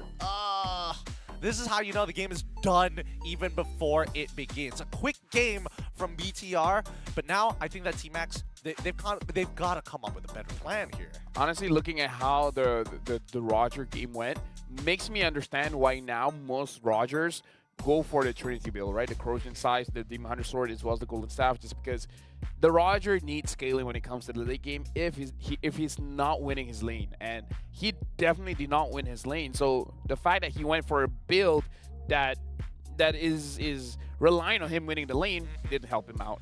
Really didn't. He was already 0-2 before the first item was already completed. Maybe a couple of adjustments from the side of Team Max could really turn things around. But there's only one way to find out, and that's if you guys stick around for the SPS brought to you by ESL after the break.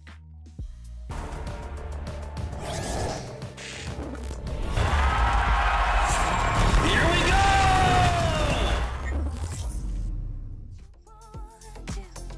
Let's do and say that we're done. Say that we're done. Let's do. Say that we're done. Let's do. Say that let's do. Say that we're done.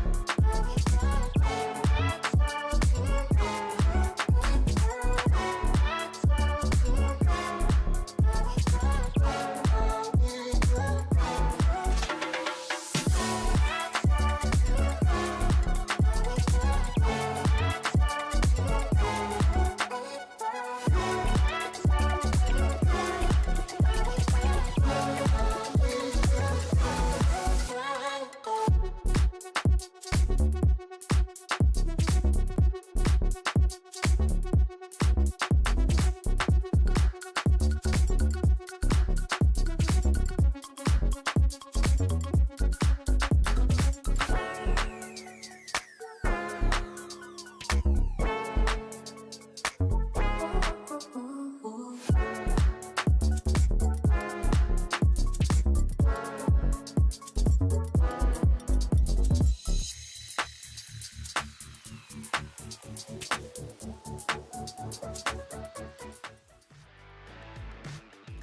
Max, it's their time to give their all to equalize this matchup against Bigatron Beta. They don't want the repeat of last season where they did it. They were just one game off against CFU to make it to that next round. Who knows? It could just be a BTR game. Welcome back to the SBS, everybody. My name is Gideon. This is LaFell, once again brought to you by ESL. We're here to take you through the action of this upcoming game. But keep in mind, one of these teams is eventually going to make their way over to Jakarta, and you can watch them yourself with your own very two eyes live in Jakarta. Tickets are only 10,000 IDR. Scan the QR code or go buy now at esl.gg/MLBBTix-N. You probably want to get them soon, because by the time we're getting closer and closer to the time where we're playing there, it's probably going to get sold out. So get yourself now before it's all over. Yep. Most people get too lazy. Most people are going to be like, oh, I'll buy it like a couple of days before. Yeah, it's like maybe 1 week before. And even that's not enough. I'm telling you, I keep getting messages every single time. It's like, are there more tickets? There never are. But let's jump right into the drafting phase here. BTR Beta have decided, Team Max have decided to go on to the red side against BTR. They are second pick now. Unironically, I do have people asking me, is there extra tickets? But they keep asking me on the day of the event itself. Right? What do you think this is? You gotta buy a ticket soon. I'm telling you. Once it starts, there's no more. People have to set a date in their calendar to remind them to buy tickets sometimes, Yeah, exactly, right? exactly. All right, let's cover the draft here, because now the ban phase is already done. The Loi, the Matilda, as well as the Arla already banned out for the side of BTR Beta. Team Max responded with Harith, Angela, and as well as Chip.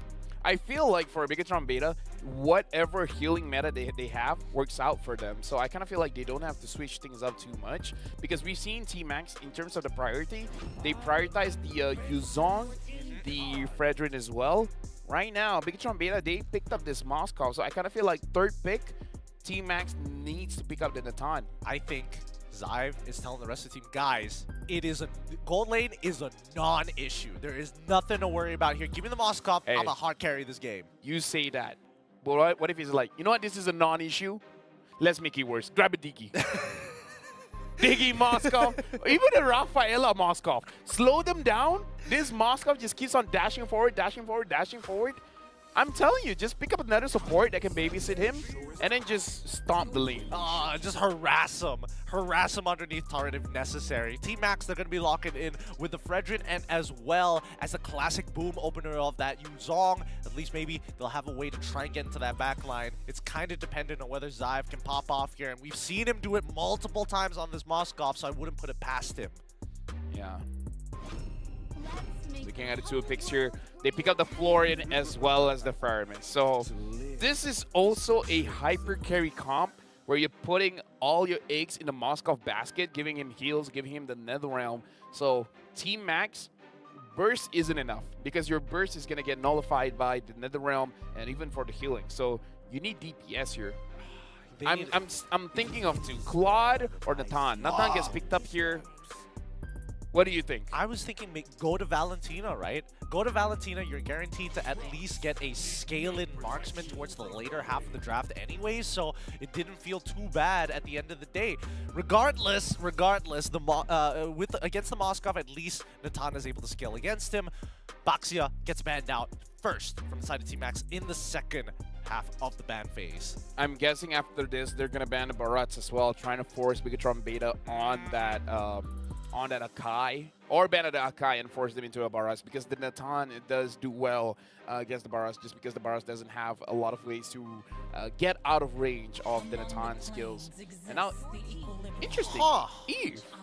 I mean, traditionally Eve is okay against the Fermis, so yeah, but interesting call here. Very interesting call.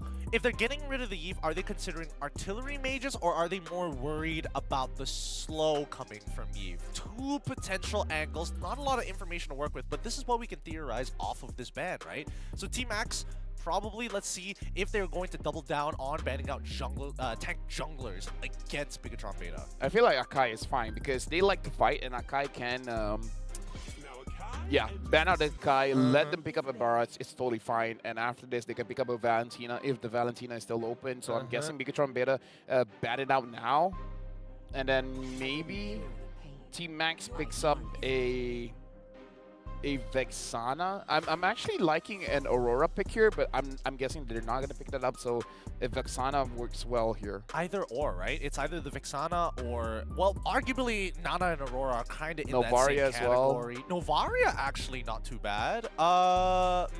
Actually, no. I don't think they want to go for Novaria, mainly because they can't really abuse the hitbox, and also they got a Florence, so the damage doesn't necessarily stick. True. But they need mid lane control, and I think that's the important thing, especially when you're up against this Farmus, right? I mean, they can pick up their roamer now if they want, because mid lane it's no contest, right? True. Minotaur maybe? Yeah. Okay. They get the Minotaur, and now Bigatron Beta, they see it. All right, if we're going to team fight and play around Zyve, well, looks like Team Max is going to match us. I'm thinking, what does the EXP want? I feel like you can go for, if it's not for the Natan, you can pick up the X-Borg, but because the Natan is there, I feel like a Lapu Lapu should be good because you can penetrate the backline and you have an okay time going up against the Yuzong. And for the jungler, the Barats is a bit difficult. You can still pick up the Barats if you want. I think that Bigatron Beta can lock in a tank jungle at this Barats, and they're also going to get X-Borg instead. It feels more of their style of peeling backwards, playing towards the goal lane, rather than like continuously pushing forward, right? Or they at least need a setter for the Moskov to land the Spirit Destruction. Lapu? Carmilla! Wow! Okay, I forgot about the Carmilla pick, but I like getting drafts correct. Carmilla jungle, I think it's really interesting, right? Because Carmilla, it's easier to identify as a support than it is for a jungle situation. I feel like still a Vexana here should be fine. I agree. The Vexana makes a lot more sense. It's able to kind of push out the waves really fast, slow down BTR in case they get a little too feisty on the Cursed Blood activation. Yeah, I'm thinking Vexana Novaria. Novaria is still okay just because the Astral Echo helps out the Minotaur as well as the Yuzong, where these are the two members that want to do something here. Otherwise, not sure. Vexana, Novaria, maybe even a Nana, I guess. Let's see. Last 2 seconds here from the side of Team Max, and it looks like they go for the Lilia instead. Makes sense still. I mean, like, Lilia is good against the Faramis, and I guess technically is good against the Moskov, where the Moskov might not see it coming, but the damage coming in from the explosions just hit him and he's just dead. Yeah, the Shadow Balls, especially when they're like max stacked as well. I think it'll be interesting. It'll be interesting because it's very high execution from Zyve to dodge like, oh, honestly, God, there's a lot of things he has to dodge here from the side of Team Max. Right now, going into this game, Bigatron Beta already has 1 point. They just need to win one more to drop Team Max out of the competition. Team Max can still extend this to a game 3 if they're able to win this one, where we got to talk about the amount of sustains that they have, having the Florin as well as the Faramis. They should be able to hold out really long here as they start loading in towards the land of Dawn, potentially playing for their tournament lives here. Team Max, it's all up to you here because Bigatron Beta has already made their statement. We're just waiting for the replies. We jump straight into the land of Dawn. It's going to be Team Max on red side up against Bigatron Beta on the blue side. Mirrored starts for both junglers. Yeah, right now, worst of all, really, I feel like the only bad thing that I feel about this Carmilla is that, actually no, it's not that bad. So I'm thinking of the Cursed Blood. Whenever we're thinking of the Cursed Blood, we talk about their combo potential, right? The combo potential for Bigatron Beta, not a lot. But the thing that they do have a lot is the amount of damage. So Narashi has AoE damage, Zyve technically has AoE damage, as well as Ryuzi have AoE damage. So the Curse of Blood is really not about having a good setup, it's really having a lot of good finishers, where technically for Bigatron Beta, they don't have finishers, they have a lot of ways to start the fight, but not ending the fight. The Curse of Blood helps with that. I think this will be interesting, right? Because Bigatron Beta, as soon as they miss that Curse of Blood, I think they have to back off unless Zyve is able to make like the super play of his career, right? I mean, he's even taking like Master Assassin to kind of speed things up in this lane. T is making sure that Lei can actually breathe and not have to worry about his health too much. Yep, Worshipal is able to grab that for himself. It doesn't matter that he doesn't get both creeps. It is mostly about stopping Sakzu from getting those farms. So, still like it, and looks like Xive gets first blood onto T. I mean, we did say, right? It's like, give me the Moscow, I'm going to win my lane. Oh, but in this manner, I would have expected it, you know, like Lei making the mistake, but this time it's going to be T who ends up making that mistake.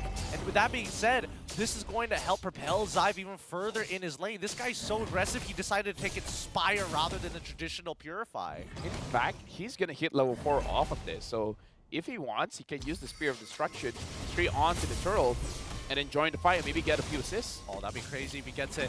Through the assumption. Here comes the Rashi once again. Black Dragon from Crimson Blood lands onto 2 so far. Sakzu is the one who finds the turtle. The backline getting attacked. Spear Destruction lands. Not taken just yet. Netherrealm is over. And now Ruzi right at the very end, making sure that he has enough space to create for Xive to pick up the kill. I mean, I was talking about Xive getting assists, but he gets a straight up kill. Now he's level 5. Lei's level 5 as well, but I'm guessing the gold is definitely in the hands of Xive here. He's going to complete his 3-item power spike. And the thing is, the items for the physical items is a bit cheaper compared to the Trinity build for mages, just because the Holy Crystal costs 3,000 gold. So it's going to take you a while. This Moskov is going to hit his 4 items by the time Lei hits his 3 items. I think the worst part about it is that, like, because of this Inspire, Lei cannot take super early trades against Xive other than trying to poke him out. If he goes for the all-in, he will naturally lose out to that battle spell, assuming that it's off of cooldown. In the meantime, Rashi's doing a very good job of playing this Lapu Lapu into Yuzong, having a very hefty EXP lead. Yeah, the thing about Yuzong is that you don't have a winning lane, you don't have a losing lane, because it really is a skill matchup kind of thing. Yuzong can make any lane feel like it's in his favor as long as he plays it well. So looking at this situation, it looks like Narashi is playing his lane very, very well, because the Lapu Lapu is able to win out against that. And good thing Lei was able to dodge that. Oh yeah, he was in the middle of his entropy when that Spear of Destruction actually landed, so that could have been a dangerous situation, but Team Max definitely calm down on the aggression. They don't want this game to fall into the hands of Bigatron Beta that easily. Unless Finn walks up a little too far. He knows that Saksu is there, and Worship Ball, he's just chilling. He's having the time of his life. Now this time Team Max are the one with 4 members around the gold lane, but they're not really able to do much. Considering Tai is going to have his flicker now. Now he has his flicker, so if they want to go aggressive, they can go quite aggressive here, but I'm guessing they're going to save their skills for the turtle, but kind of feeling Team Max with their composition, maybe it's a bit better if they get a few kills here.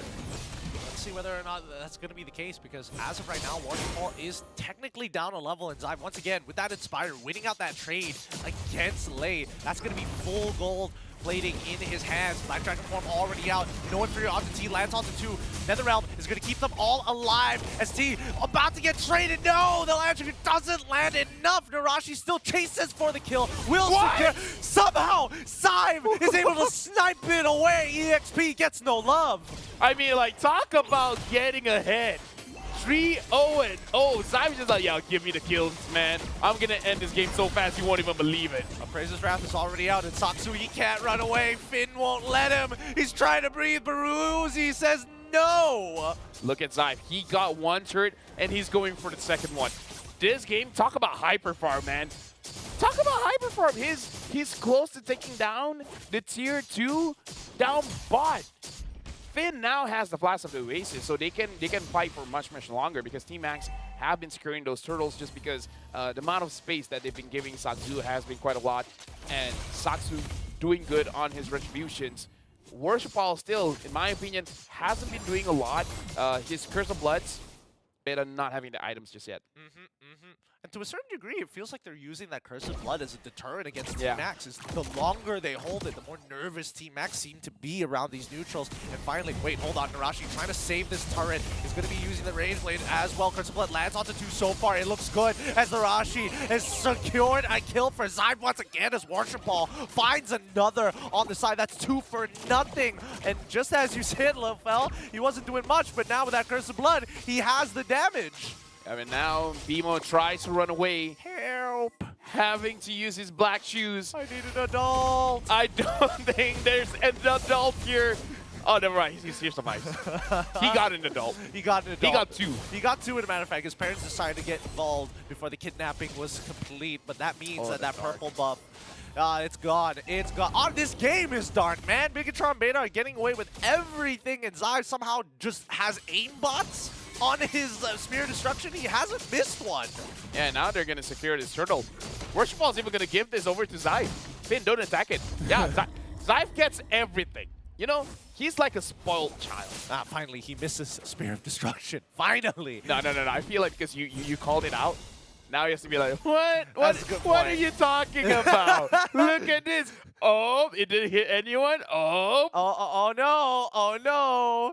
The aimbot had to turn off the aimbots for that one. But in the meantime, I think Bigatron Beta, like, this is quite a whopping lead, right? We're going 7:30. We're at 7:30. We're about to go into 8 minutes, and they've already developed a 5K goal lead. This is starting to look like a repeat of game number 1. And now Worship Ball is just finding a good situation. We've got to look at Team Max. They're starting to group up as a team. This is not good. You don't want to group up as a team against a Carmilla. The damage coming in from the Ghost Bursters as well as the basic attack coming in from Zai is going to be a lot. Does it look like Saki? He wants to engage? Oh, we haven't seen it yet. MVP has already come out. His Rage Blade is done for. Lei is out of there. Here comes him going Fury. Netherrealm is going to keep him alive for the time being. She flickers forward, and now the Curse of Blood comes, catches onto 2. Zai is able to find a double kill, no problem, with the rest of his team. Ryuzi, after getting Chaos the first time, didn't want the second, but Zai says, no, you're not going to do it 2 times in a row. That's my job. This game is nasty, Gideon. What are we watching? This is a masterclass coming in from Bigatron Beta where they show you how do you get a lead onto the goal lane and keep having a lead in the goal lane. Maybe it's the skin, because Zai is the only person I've seen who's using the Abyssal skin compared to everybody else, because they would much rather going for the elite. Wait, hold on. For the new skin. I forgot what the new skin's called. I'm trying to get, is it Dragon? No. It's the name is at the tip of my It's tongue. something expensive, something. Yes, with lots of diamonds, but let's look at the replay one more time. Yeah, looking at this replay here, the fact that Rashi gets onto Lei makes it so that he's very nervous whenever he's engaging for this battle. And the Curse of Blood, look at it, just attacking one, gets the other. The crazy thing is, that's not maximizing the Curse of Blood. The Curse of Blood is when you're utilizing the amount of damage, you want to hit multiple targets at once so that it repeats itself twice, 3 times, multiple times to really ramp up the damage. The fact that Zai've only hit 1% at a time, so it's just like splash damage at that point. So that's not maximizing the Curse of Blood. If they're able to maximize the damage of the Curse of Blood, it would have been over. It would have been GG. Yeah, it would have been In fact, GG. right now it's 11-0. It's pretty rough, I'm not going to lie. And I think, you know, the greatest thing about Worship Ball right now is his trigger discipline. Zai gets the Lord too. What else doesn't he get, right? He gets everything. He's being spoon-fed the farm. I'm pretty sure they even bought a ticket for him to go to Jakarta for the Snapdragon Pro Series. Yeah, because because Bigatron Beta's gaming house is really far from the venue. Oh yeah. They're like, you know what? It's on us. It's on us. In the meantime, as the game continues to progress, and Rashi, he's just getting stronger and stronger. He's already got the Radiant Armor. He's already got the Dom Ice. He can dive really hard and not get punished. Yes, the purple buff. At this point, he might reach level 15 by 13 minutes. If we even get to that point. Oh, that's right now true. it's 10:26, 10:28, 10:29, 10:30. Okay, it just keeps on changing. The Lord is up top. I feel like at this point, Bigatron Beta just move S5 and then just beeline it, just force it in. Well, let's see whether they do that, right? Because this is one of those moments where champions are developed. Champions make a decision to say, hey, we're not going to, take this lying down. Well, maybe they have to, because it doesn't look like the choice is on them, because Ryuzi has the ult.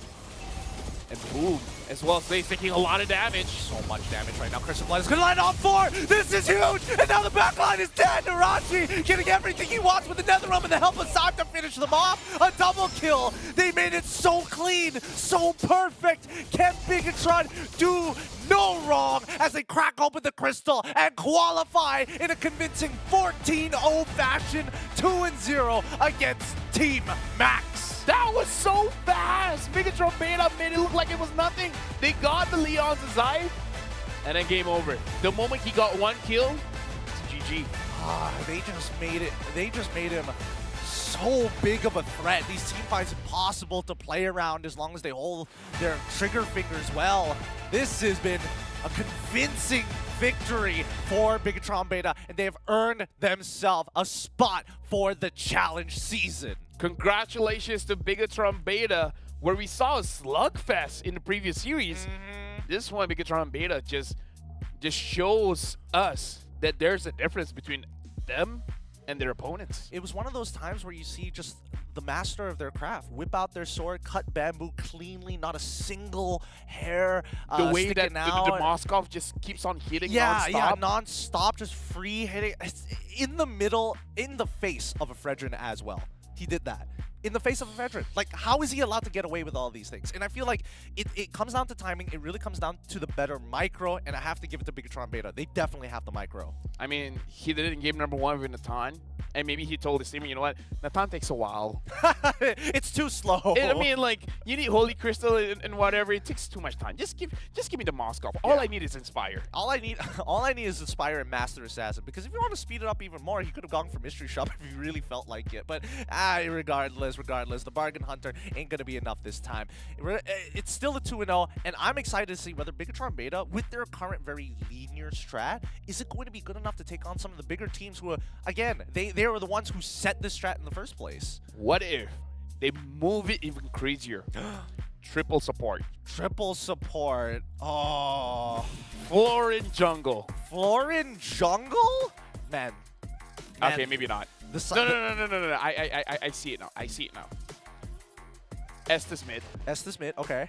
Minotaur room. Minotaur roam, all right. Angela EXP. We've seen it before.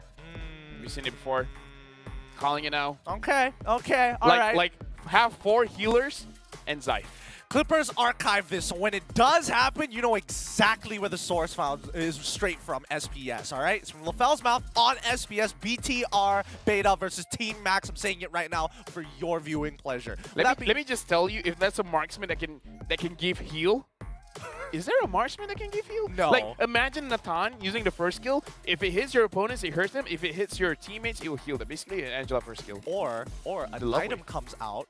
An item comes out that says any other overheals that have when you receive a heal when you are max HP goes off to the next person. Do you know that there's a build of Uranus with a Flash of the Oasis?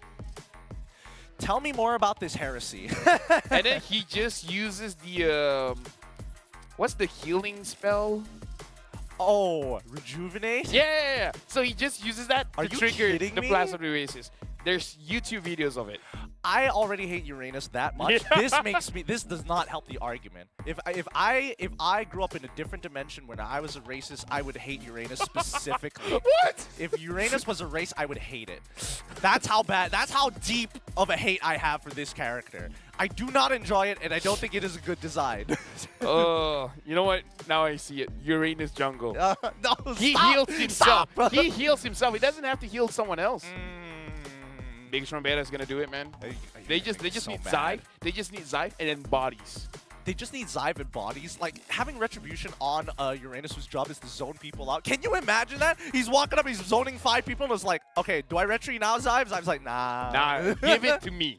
I'll handle it. I will last hit it with my auto attacks. And just in case, bring the mid laner towards me as well. Just in case. honestly, an amazing game coming in from Bigatron Beta, 14-0. It was. It's clean, right? One of the reasons why we don't talk about it during this analyst segment, 14-0, that's a lot. I mean, it's an outclass, right? And I think that, unfortunately for Team Max, they don't have the foresight of attacking the other sides of the map, or maybe didn't set up a draft to allow themselves to do that. Because their technically, quote-unquote, their EXP turtle neutral objective area should be pretty solid from the side of Team Max, and yet they still lost neutrals. I feel like this draft is just good against what Team Max has going for them, because Team Max, they want to force fights.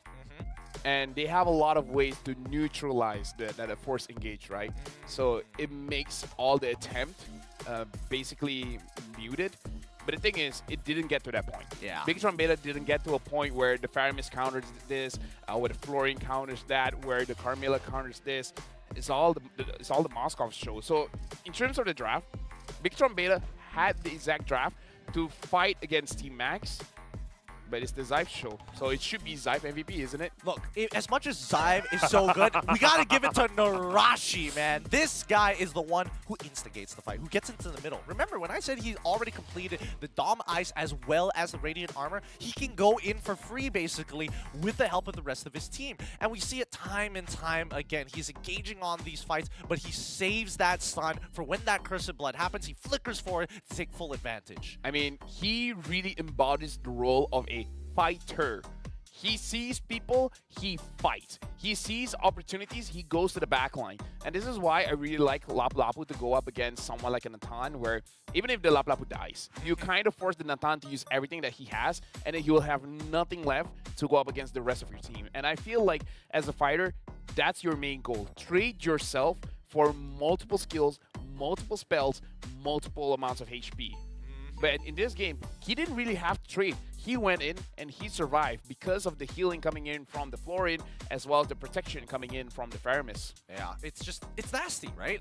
Again, when you have a team that's already moving at this fast of a pace, and unfortunately for the side of Team Max, unable to trade effectively back on the map. And this is not just about kills, this is about structures as well. Look at this, 11 minutes into the game, Team Max had not taken a single tower in these 11 minutes. They could not even get a single kill. They couldn't get a single anything. I mean, they got turtles. They got turtles. They got turtles. They got turtles. They got turtles. Finally, we found something. We found something. Thank God. Turtles are important. Turtles are very important here. But regardless, it is still a BTR Beta victory. 2-0, convincing in a matter of fact, only dropping a single series. But man, what a day this has been. Really got to see both sides of the spectrum. Oh yeah, it's definitely amazing. This makes me very excited for a challenge season, especially when we look at the challenge season, the lineup, again, having someone like Red Giants as well. I want to see more of them because we see them against Malaysian teams. We want to see how they do in the international scene. But of course, that's not the only people that we're excited to see. The Indonesians as well, the new rebrands of some of these epic teams, champions of their own regions. Like somebody has got to make some of them bleed, right? Yeah, we got to look at Evil's Holy, MV. MV. I mean, even for some of the bigger teams, Team Liquid or Team Liquid Echo. Yeah. Look, Team Liquid got a bunch of teams. Okay. With that being said, let's have a look at some of the regular season slots. In case you're questioning, where exactly are these teams coming from? It's the next stage. Yeah, we got to look at, for a lot of these teams, it's going to be their redemption arc, because Araki Hoshi, they've been up and down in their own MPL. So I really feel like this is one of the opportunities where they could really show up. Rebelling Esports as well. RGMY, I want to see how they improve, because a little bit up and down. RSGPH as well. All of the RSGs. Yeah, all of the RSGs, all of our Filipino, Indonesian, and as well, of course, we're not going to forget our Singaporean counterparts. Who? Forget who? We're not forgetting about Evil specifically. You know, we're not addressing the entire island, just Evil. RSG is Singapore as well. RSG is Singapore as well. RSG is a global organization. Yeah, true. No, I'm poking fun at them. We love you. We love you love guys. them. We love you guys. We're neighbors, so we're allowed to do that. Nobody else is in chat. I'm looking at you guys. But overall, again, this is going to be quite the redemption arc for some of these teams. I'm hoping to see, RSGPH. It was a very emotional loss for them in the MPLPH. Hopefully, they can win an international title here. Maybe get some revenge against Team Liquid PH. Yeah, looking at everyone here, qualified teams, Monster Vicious, Evil's Holy, Falcon Esports, as well as Bigatron Beta. I feel like the qualified teams from the Open Finals will definitely make some of the invited teams sweat here. I mean, like, we have some powerhouses there, but some of the names in the invited teams, they're again, like I said, their performance has been up and down, and going up against the 4 teams that have qualified is not going to be an easy run, even for the invited teams. Bigatron Alpha and Bigatron Beta, you have both Bigatrons there. Yeah, you have both Bigatrons there. And I think that'll be like a really good test, especially if, you know, a team has to play one and then the other, which is very much possible, to actually happen. But that being said, right, hopefully we get to see more exciting games for the time being, especially once we get into that challenge season. Hopefully, I'm hoping the patch doesn't ruin some of these people. And if you guys are interested in seeing that actually happen live, well, dive into the action right now and get your tickets for for 10,000 IDR. You can buy now at esl.gg/MLBBTix-N. And don't forget, scan the QR code if you're lazy to type it in. Yeah, you know what? Again, like we said, we got to get the tickets quick, because multiple times, multiple events, people keep telling us, can you, like, bring us in through the back door? I mean, No.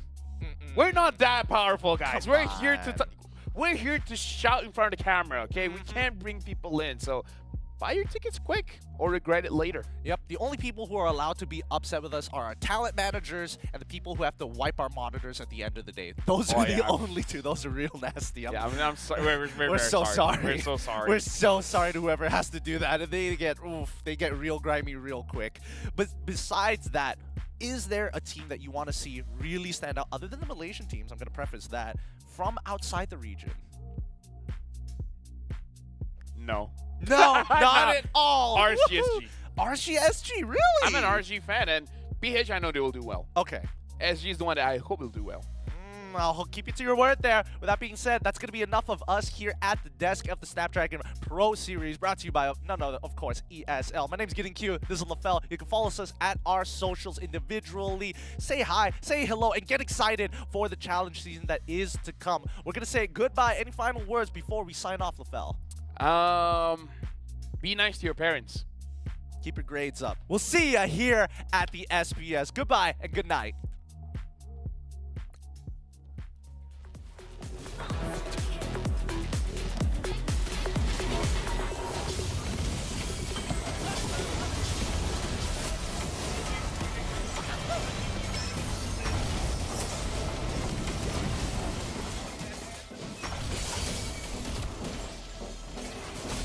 Double kill.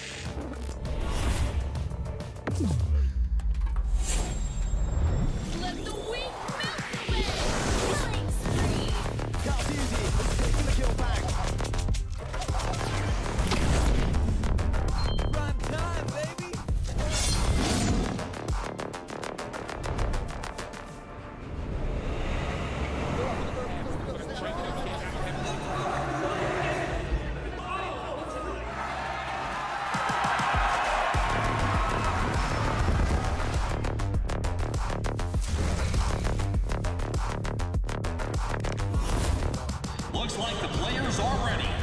Here we go!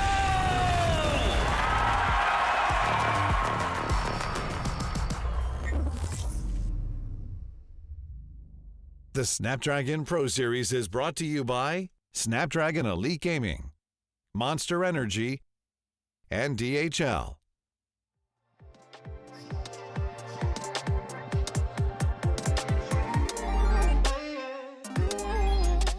Peace.